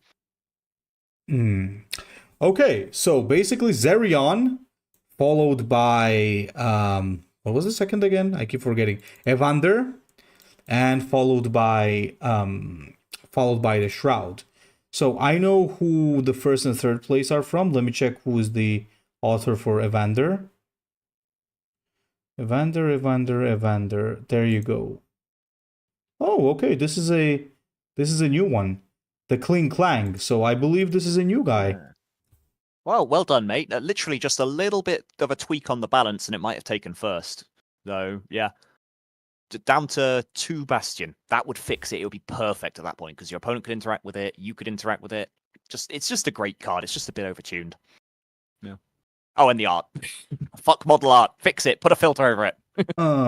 By the way, Yeah. Chad, would you care to check out the World Eaters that Eager sent? It's a small file, so Yeah. How many cards is it? Is it not enough to do a full video on? So you're gonna stick it in the stream? I mean, I could do a video on, but I mean, however he prefers. Actually, Doesn't bother me, man. It's just whether you think it's worth a video or not, basically. Yeah. oh yeah, I think You could put Azzy's video on your channel, actually. Yeah. I'm actually checking. This right now. And Where's my video, Azzy? To be fair, I'm always mean to his cards. So. holy shit! I think this deserves a video. Oh, Zermal just turned up. Hey, Zermal, you won. Not first place. It wasn't it? He got Zharion, right? Guys, I just gotta tell you, that's not Ozzy's video though. That's Nope's video. Oh. But I love how Ozzy is the Alfarius, so it's always associated. All right, yeah, they want reviews of it now, so yeah, why not? You can always clip this and put it as a video on your main channel. Okay, if you guys want it on the stream, Let's begin. So where is this? Here it is. I'm downloading it. And I'm gonna open it up. Battle in his chat. Look right there. It's Pawn Collection. It's in his column. Say what? Sisters of Battle. That's not porn, you're worried, guys. All right. I mean, maybe it could be. Depends on what your definition of porn is. Right. Okay. Are we ready? Yeah. Ready when you are, mate. Oh, actually, I will be behind because I'm watching through the stream as well, and there's stream delay. I mean, honestly speaking, I think you won't be too behind. Okay, cool. Nice art. Okay, then. Fucking brutal. Yeah, God this is damn. friggin' awesome. Okay, let's begin. Skulls for the Skull Throne. Berserkers, this is Hypnomarine, Eager, with another fan-made expansion, World Eater's Glory to Khorne. Nice. Or more like, Glory to Khorne, with the Kabanda thing. So, expansion you should have been a metal singer in another life. Anyway, yeah. Sorry. The expansion we currently have is fine, except for Angron. I hate this guy, so I decided to break it completely. So he implements a new mechanic, Madness. There are 4 levels of Madness. No Madness, Madness begins, increases, and reigns. The table for Madness is for both players, so you and your opponent can increase and decrease the level of Madness, which is always the same for both players. The game always starts at Oh, okay, so this is a shared mechanic. That's actually pretty cool. Here are the buffs. No Madness, this is where the game begins, no buffs. Madness begins, all units have +1 attack. This buff is board-wide, so both player, troops, and warlords gain it. Madness increases, all units have Berserk. Moreover, units can't activate their abilities unless that unit has can't attack or is a knight weapon. So Titan players, and knight players don't get locked. Okay, and when you have Madness reigns, this is where the fun begins. All the World Eater units have Bloodthirst. This effect is symmetrical unless you're playing against another World Eater. Oh, okay, so basically, Shad, what's going on is that the madness increases. It gives both player buffs, but at the final level, you only the World Eater player will get it. Ooh. Okay. But how do you increase madness? So let's see the cards. Yeah. Madness can be increased by certain cards or abilities played by players, as well as decreased by other cards or abilities. However, each time any player plays his second card, not ability each turn, the level of madness decreases by 1. Oh, because playing more than one card requires thinking. Also wanted to punish some players who think a lot about their turn. Okay. Oh Not my sure god. about that. Also, madness abilities are unaffected by jam. I hope that your head did not explode. Oh my god. Okay. All right. Let's go, guys. Let's go. All right. Number one. I have a thing that I need to say because it's eating me up inside. Go on, and say this is the thing. This is an awesome, cool, amazing mechanic in the wrong faction. Put it in Ruinstorm. It's the warp spilling into the world. It's perfect. Oh yeah, I think it would suit Ruinstorm much better. Yeah. It's such a cool idea because the World Eaters don't need the help. They're like the faction is great as it is now. They fixed them. Put it in Ruinstorm. Ruinstorm suck. They need a rework. Yeah. Okay. And it needs Little Grey Dog is of correct. course. It needs simplification. Yeah, Little Grey Dog is correct. It needs some simplification as well. But the idea is cool. Anyway, yeah. Sorry, yeah. So let's take a look at this. Angron. So 240, the standard stuff. He's like as he was before. Whisper of Madness. As long as madness increases or reigns, you have +1. So as long as your madness is not set to 0, you always have a +1. And your ability for 2 energy is to increase the madness by 1. Okay, that makes sense. And Whisper of Madness is a 16 energy card. Your Warlord becomes Demon Prince Angron. Costs 1 less when it is Madness increases or Madness reigns at the beginning of your turn. Okay. All right, that's interesting. And Demon Prince Angron is Unstoppable Cleave 2. The level of Madness can't be decreased. I actually like the idea of being unable to decrease the Madness quite a bit. I think that is actually a very, very good thing. Because technically speaking, then you're just gonna have you're losing your way to increase the madness. So technically speaking, not being able to decrease it is necessary. Ooh, yeah, we're looking at fan expansion. Fan expansion, yeah. Okay, let's take a look at Karn and let's then discuss afterwards. So Karn is a 235. When the level of madness is increased, can act once more. Draw a troop from your deck. Okay, so he has a draw for 1 energy, which is already really good, but he can act again whenever the madness is increased. So technically speaking, go on, Shad. Yeah. Oh, just say I love this as a sort of like synergistic mechanic you can build in with it. It does need an icon, would be good though. One thing, I don't like the decrease trigger. It feels difficult to interact with and very arbitrary for the opponent. My take on what a decrease trigger should be, it should be at the end of the opponent's turn, no units have died. If they do that, it's very flavorful. The madness decreases because there's no blood being spilled, blood for corn and all that. And it also, they can play around that. They have to play around that. It means no units, not theirs, not yours. They can't trade the units in if they want the madness to go down. They can't do anything other than just beat you up and hit things. They can't trade with you, so it's a real like trade-off they have to make, and it's something they interact with. Whereas playing 2 cards or not, that just depends. Like, do I have good curve or not? Basically, it's not really very anything really. So yeah, that would be my adjustment. But yeah, also put it in Ruinstorm, please. It's so cool. Anyway. All right. So okay, we got Maester Varen afterwards. As a warlord, so choose 1 effect, reduce the level of madness, draw a card, deal 2 damage to a random enemy. So he actually reduces madness. Interesting. Now the question is, why would you want to do that? So let's check it out. So his Knight Errant is +2 in front line to your warlord until your next turn. Your units are unaffected by madness. Increases effects this turn. Oh, okay. Okay, I see. Basically, maybe so that your units don't want to get berserk, I guess.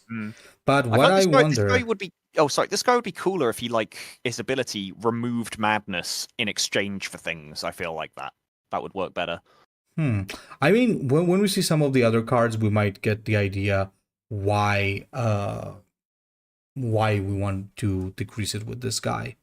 Mm. And of course, we got Lotara properly in the World Eaters now.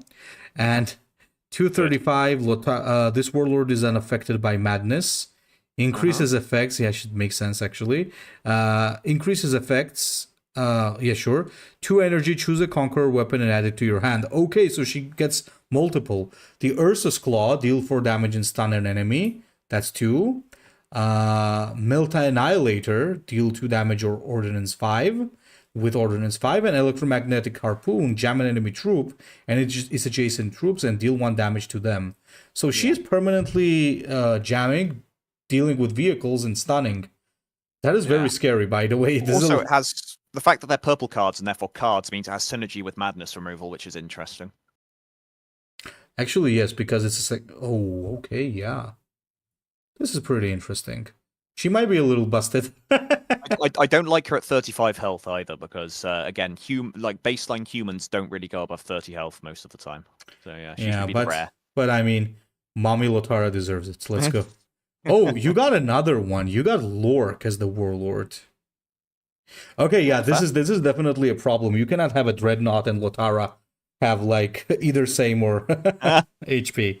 Yeah. But let's see what it is. Increase the level of madness by 1 when you do a battle honor. That's crazy good. And she's actually tougher than the Dreadnaught. Yeah, maybe she may technically maybe mentally tougher. So stun an enemy troop and deal 1 damage to it. Okay, with 4/1 energy. And we also get the counter attack, which is if there's no madness, madness begins. Okay. That's a cool counter. Yeah. That's a very cool counter attack. I like it because if the World Eaters go second, that's actually pretty good. And we also have a mission. Increase the level of madness 3 times. Reward Korn's approval. What? This is so easy to do.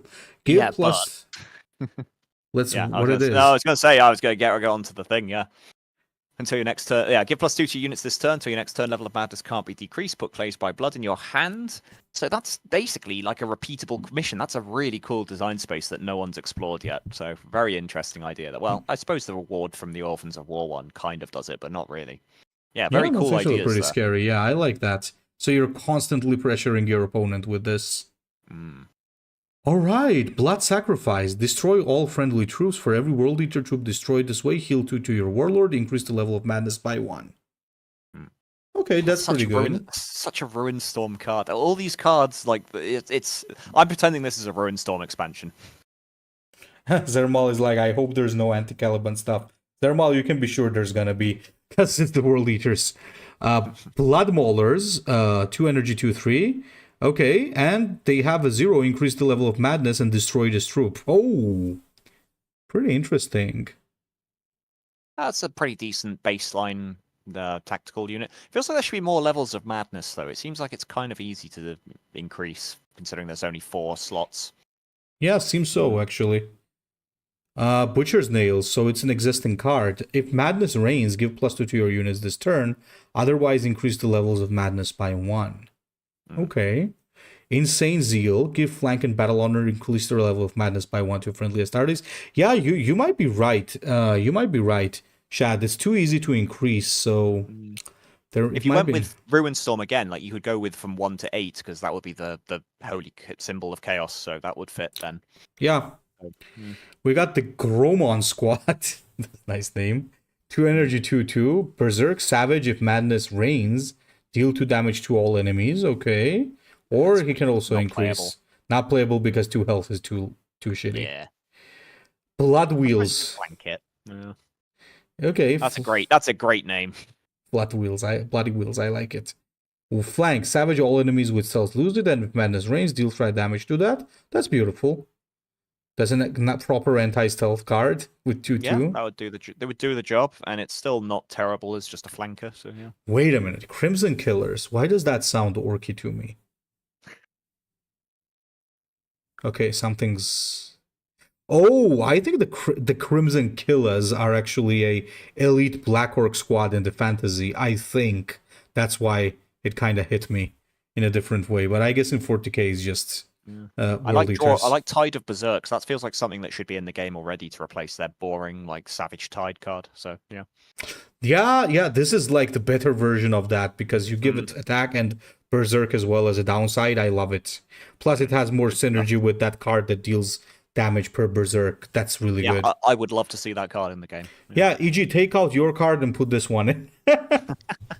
I think it's just better. Flank, deal 1 damage. If the madness begins, deal 3 damage instead. Okay, alright. So he could technically be a flank removal as well, depending on madness. I like it. I think it'd be more interesting if it was 0 energy, deal 1 damage for each level of madness you're at. That'd be quite cool. That would be better, I think, yeah. But this one's also pretty good. Also, probably should be Vantage, not Flank. Well, I think we didn't have Vantage when this was made. Oh, fair enough. Yeah, I suppose. Yeah, we didn't have Vantage when this was made. The World Eaters were newly added. Blood for the Blood God. Okay, 3 energy, give rage 1 damage to a random enemy to your units until your next turn. It's such an iconic phrase. That feels kind of random and like bitty. I'd want something more impressive for such an iconic title. Probably a legendary, to be honest. That is the quintessential Cornate line. Yeah, I think. I mean, it's interesting, but probably not going to be used a lot. Hypno's right. Yeah, on high levels of madness, you can't use abilities. I don't like that though. I think that's a bad part of the mechanic, to be honest. So like, nix that anyway, and then it works fine. Deal Crimson 2 Reaver's damage. Cool. I like that. That should be in the game as well. Crimson Reaver. Oh, that's pretty good. That's pretty damn good. Sorry, I'm jumping around. No, that's fine. I like it. Deal 2 damage to each enemy with Berserk. That's pretty good. That has madness synergy. I like it. Yeah, that's interesting. Yeah. And kill, maim, burn. I don't like that. That's again a very an iconic line that just has random bitty effects. I would like it if it did one thing for each of the names. So it's like that could be a hard removal piece, like big 6 or 7 energy. So it kills a random enemy, it maims a random enemy, it burns a random enemy. That would be cool. Okay, Blood Hunters. 4 energy, 4 unstoppable savage. If madness reigns, destroy a random enemy troop. Okay, that's the worst version of the current legendary, but it's a common. Yeah, better stats as well. No, I guess a 3/3 for 3 is better than a 4/4 for 4. But yeah, unstoppable is nice too. Blood Reavers. Yeah, that's fine. Tactical squad. Okay. I mean, so it gets high attack. It's pretty squishy though. Probably not too playable. Yeah, well, it's fine. It's a decent common, isn't it? Just yeah, I mean, it's better than the vanilla terrible. cards we get. It's better than the standard vanilla cards we usually get, so I'll take it. Yes, exactly, yeah. Furious Blow. Deal 3 damage. If the target dies, increase the level of madness by 1. Okay, that's great. That's just really good, and it costs 4. I like cards like that. That's pretty good. And if you use the red tide tactical squad, you got Berserk. Rally if you control another troop with Berserk. Increase the level of madness by 1. And red tide, yeah, that makes a lot of sense. Yeah, it fits. I like that. What about Praetor Druk? What do you think about that, Chad?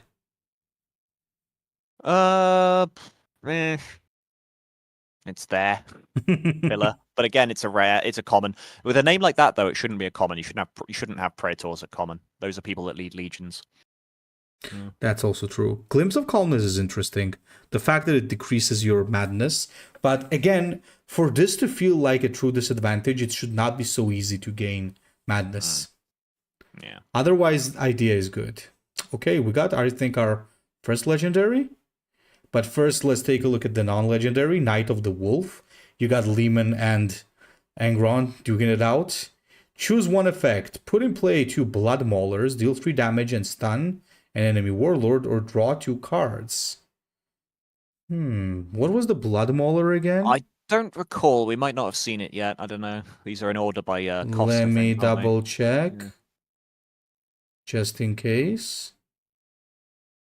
Yeah, it's a 2 energy 2/3. Is the tactical squad. Oh, that's fine then, yeah.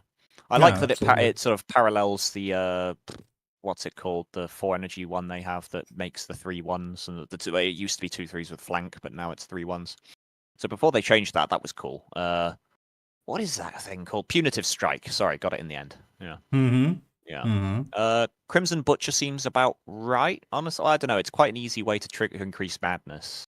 As I said, I think if we had less ways of getting the madness and more ways to decrease it, plus more bonuses at higher levels, this card could be like a core.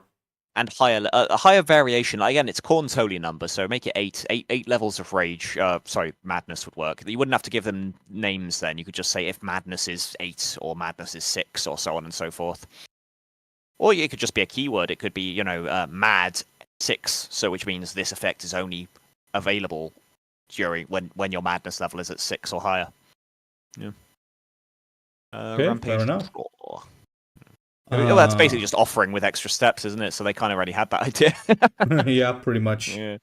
But playing around with it by removing it would be interesting. Yes. Savage, if madness increases or madness reigns, deal 1 damage to all enemies. Okay, that's fine, but little understated. Probably won't get played too much. Devourers. Yeah, it's pretty interesting. It's a bit understated though, so it wouldn't see play really. But yeah, it's fine. Make it a 4/6, probably fine. Okay, Red Tide Sergeant is very interesting, and Rampager Tror. Until 5, say what? Oh, this is okay. I think Eager. This was, I think, before Warforge, so or maybe not. I don't remember. But if it was before Warforge, EG might have ripped off your Rampager Tror as the master of executions in Warforge, because it's literally what it does. When you attack the enemy warlord, it deals like 3 to 5 damage to it. So, yeah, this is actually pretty interesting. Okay, Red Tide Sergeant is pretty interesting, honestly. So you actually have something that decreases the enemy attack. So different stuff there. We also have a Tro Suborn Berserker and Angron's Decree. The Berserker is a 5 energy 3/4. Rage, gain +2/+2. If madness increases, you also have Bloodthirst. Holy. Is this like Argus Bronders? Oh my god. I think, Shad, you know what the funny thing is? We have this similar thing in Warforge as well. I think Everguild are literally stealing Eager's ideas. Maybe he's on the dev team and he's just getting like stealth feedback from us before things get put in. Yeah, we got the World Eater Leorvine Ukris there that pretty much has Bloodthirst, and when it attacks, it doesn't get rage, but it does get plus attack. So yeah, it's pretty disgusting. The stats are just higher. It's 5/6. Angron's Decree is especially gross. Oh, like no. This is a no-do. This is a no-can-do, man. 5 energy. Oh my god. Yeah. 5 energy.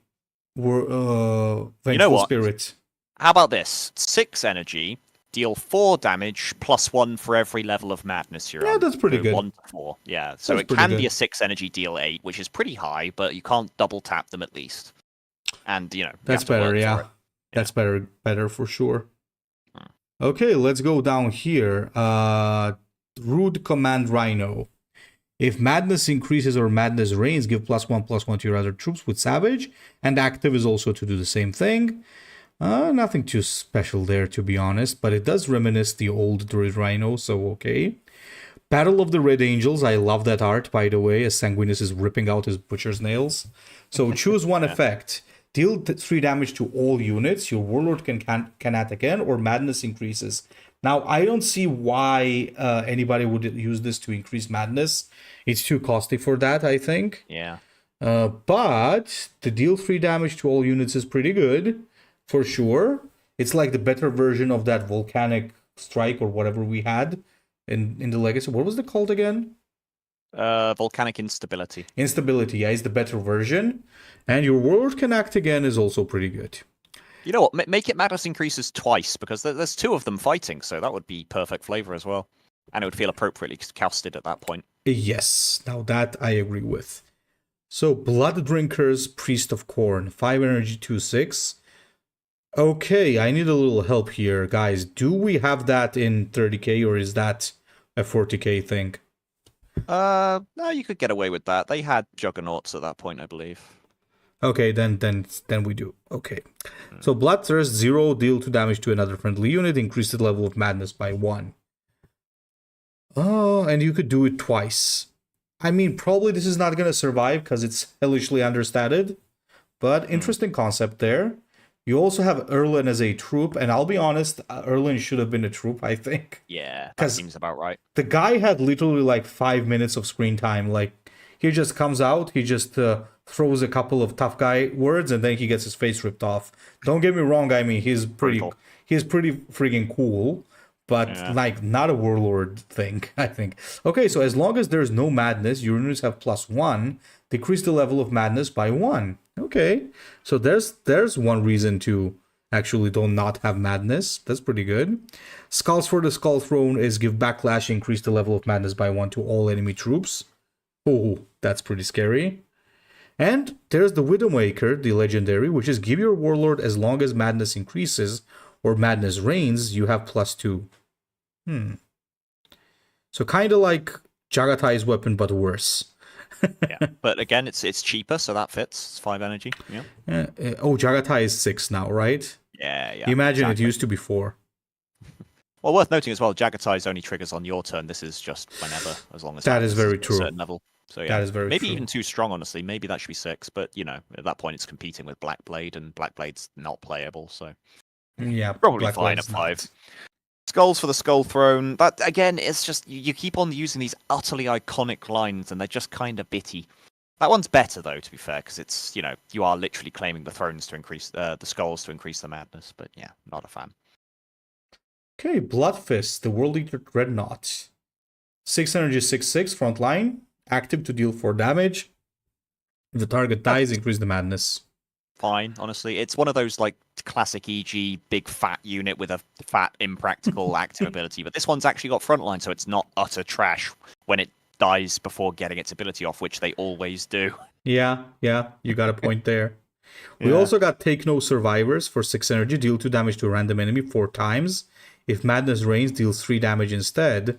That's 12 damage for 6. Yikes, scary. Total Extermination, I think, should be worded differently. Destroy enemy troop and all troops with the same name, I think, and all copies of it. That would work, yeah. Draeger, I like Draegers. It's a 6 energy 6/6, and if madness increases, it has 6 cleave 6. He's captain of the 9th company. Make him a 9 energy 9/9 with 9 cleave. Oh yeah, that would be pretty good. Equerry to Angron, 6 energy 6/7. Friendly units lose Berserk. When madness increases or madness reigns, your units can use abilities. Oh, so this is basically there to counteract the madness disadvantages to you, which is pretty interesting, honestly speaking. You also got the Devourers, the guys nobody wants to be. 7 energy 7/7. Battle honor, if madness increases or reigns, heal fully. One of those. That's pretty cool.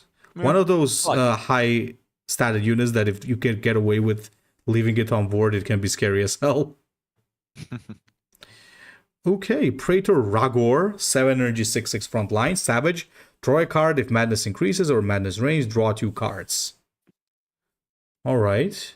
And we got the Red Rage. Is that a Leviathan? Probably a Leviathan. Deal 1 damage to all enemies as a rage, and for 0 you can take 1 damage. Yeah, that's pretty scary.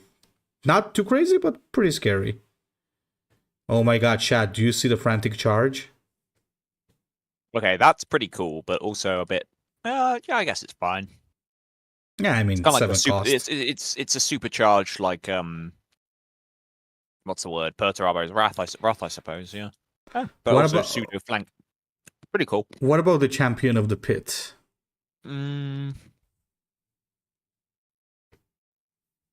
Yeah, that's pretty cool. I like that. Very cool idea. Just, that's Death Touch or Poison from Hearthstone or whatever you want to call it. Yeah, neat. Very fitting flavor. Okay, Kargos is 8 energy 7/8. Savage shield 3 to adjacent units. If Madness reigns, heal 5 instead. Yeah, that's actually pretty good and pretty scary. And it's 8 cost, so you can't really cheese it. And Endless Madness, I think, is 9 energy. Sets your madness to 4 then, doesn't it? Yeah. So it basically gives you a turn of... So you just use it as a finisher to give Bloodthirst to everything. I really will reiterate as well, it's very important to use numbers rather than names. So rather than Madness Reigns, you should just numerically number them. Madness 4. Yeah, it would be easy. And finally, we got the Murderer Dreadnaught. 10 energy, 10-10 frontline. Savage increase the level of madness by 1. Sure. And Shabrandar. Okay, 10 energy, 10-10. Rally, deal 1 damage to an enemy and its adjacent unit. Savage, destroy all damaged enemy troops. Ooh, that's actually pretty scary. But again, probably not gonna survive, right? I mean... It's such a weird little bitty rally as well. And Savage is so nuts by comparison. Oh, well, I suppose, yeah, destroy all damage, but... Yeah, I don't know. How do you feel about it? They're fine. The mechanic is cool. It needs some balanced wording and reworks, but it's a very cool concept. It has a lot of potential. But again, it feels like it should be the Ruin Storm mechanic. World Eaters are fine. They've got what they need. They're not... Like, this whole, like, Blood for the Blood God, crazy blood storms everywhere thing, that's not really a thing in 30k. They didn't have that yet. That is a demon thing, and it really is a very fitting warp mechanic. So, yeah. I like them, but, yeah, needs some work and flavor changes. Fair enough. Okay, before we finish up, guys, I got a few more cards to present. That's like 12-ish cards from Azir.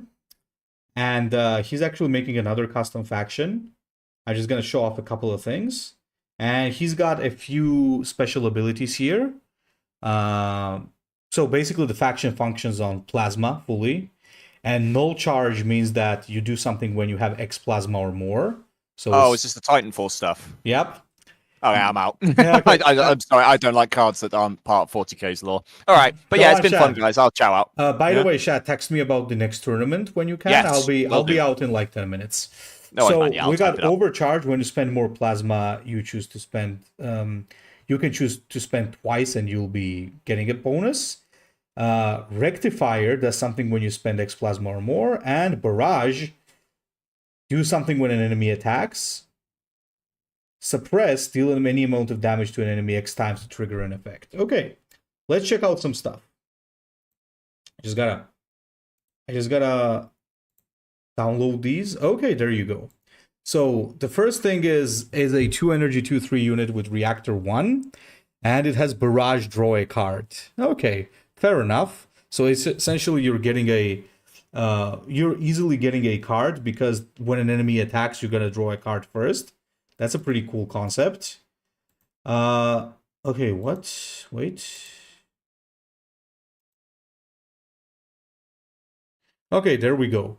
So then we got like a warlord with reactor with suppress to buff 3 random troops in hand, and for plasma to add troops in your hand and next time deal damage twice.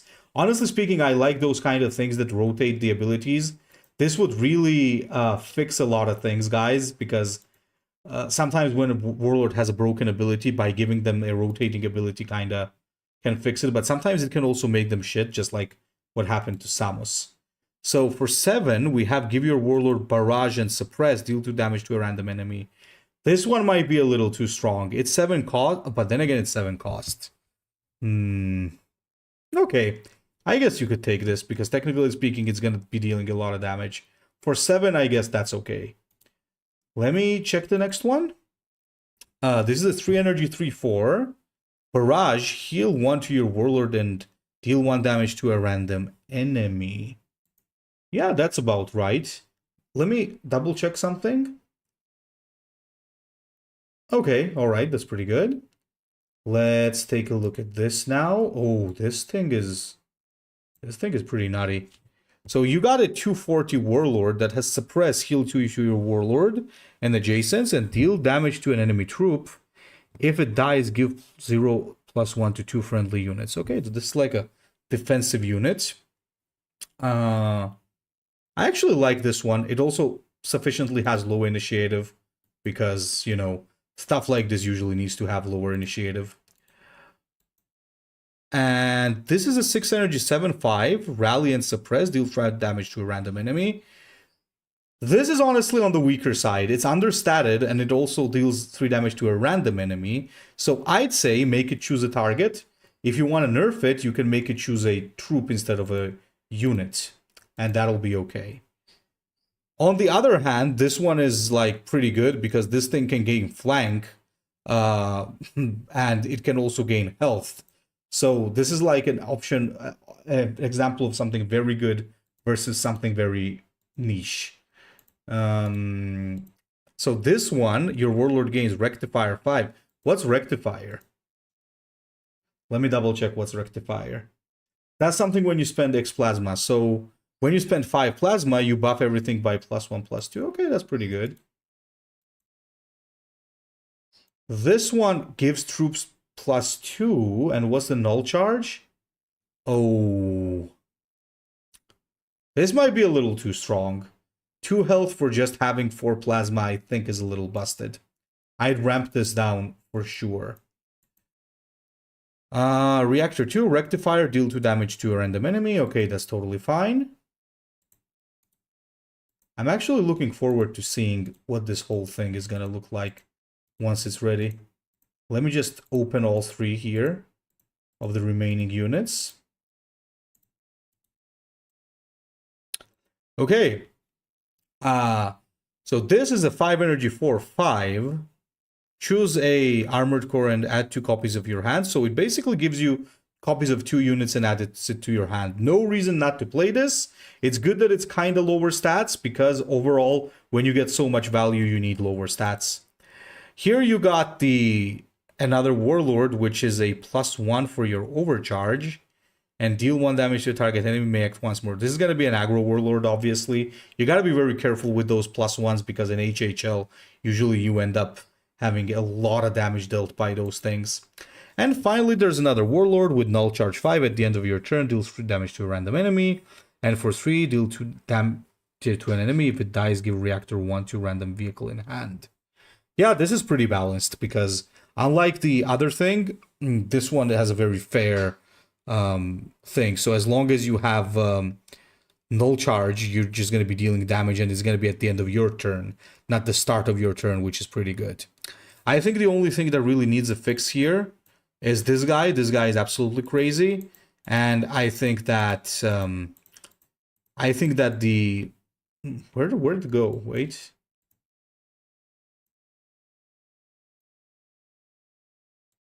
Yeah, this thing is also a little nuts. Otherwise, I think it's pretty good. So guys, I believe that's going to be it for today. Thank you for watching, first of all. I'll be back with some more Warpforge and HHL content soon. And don't forget to take part in the next tournament.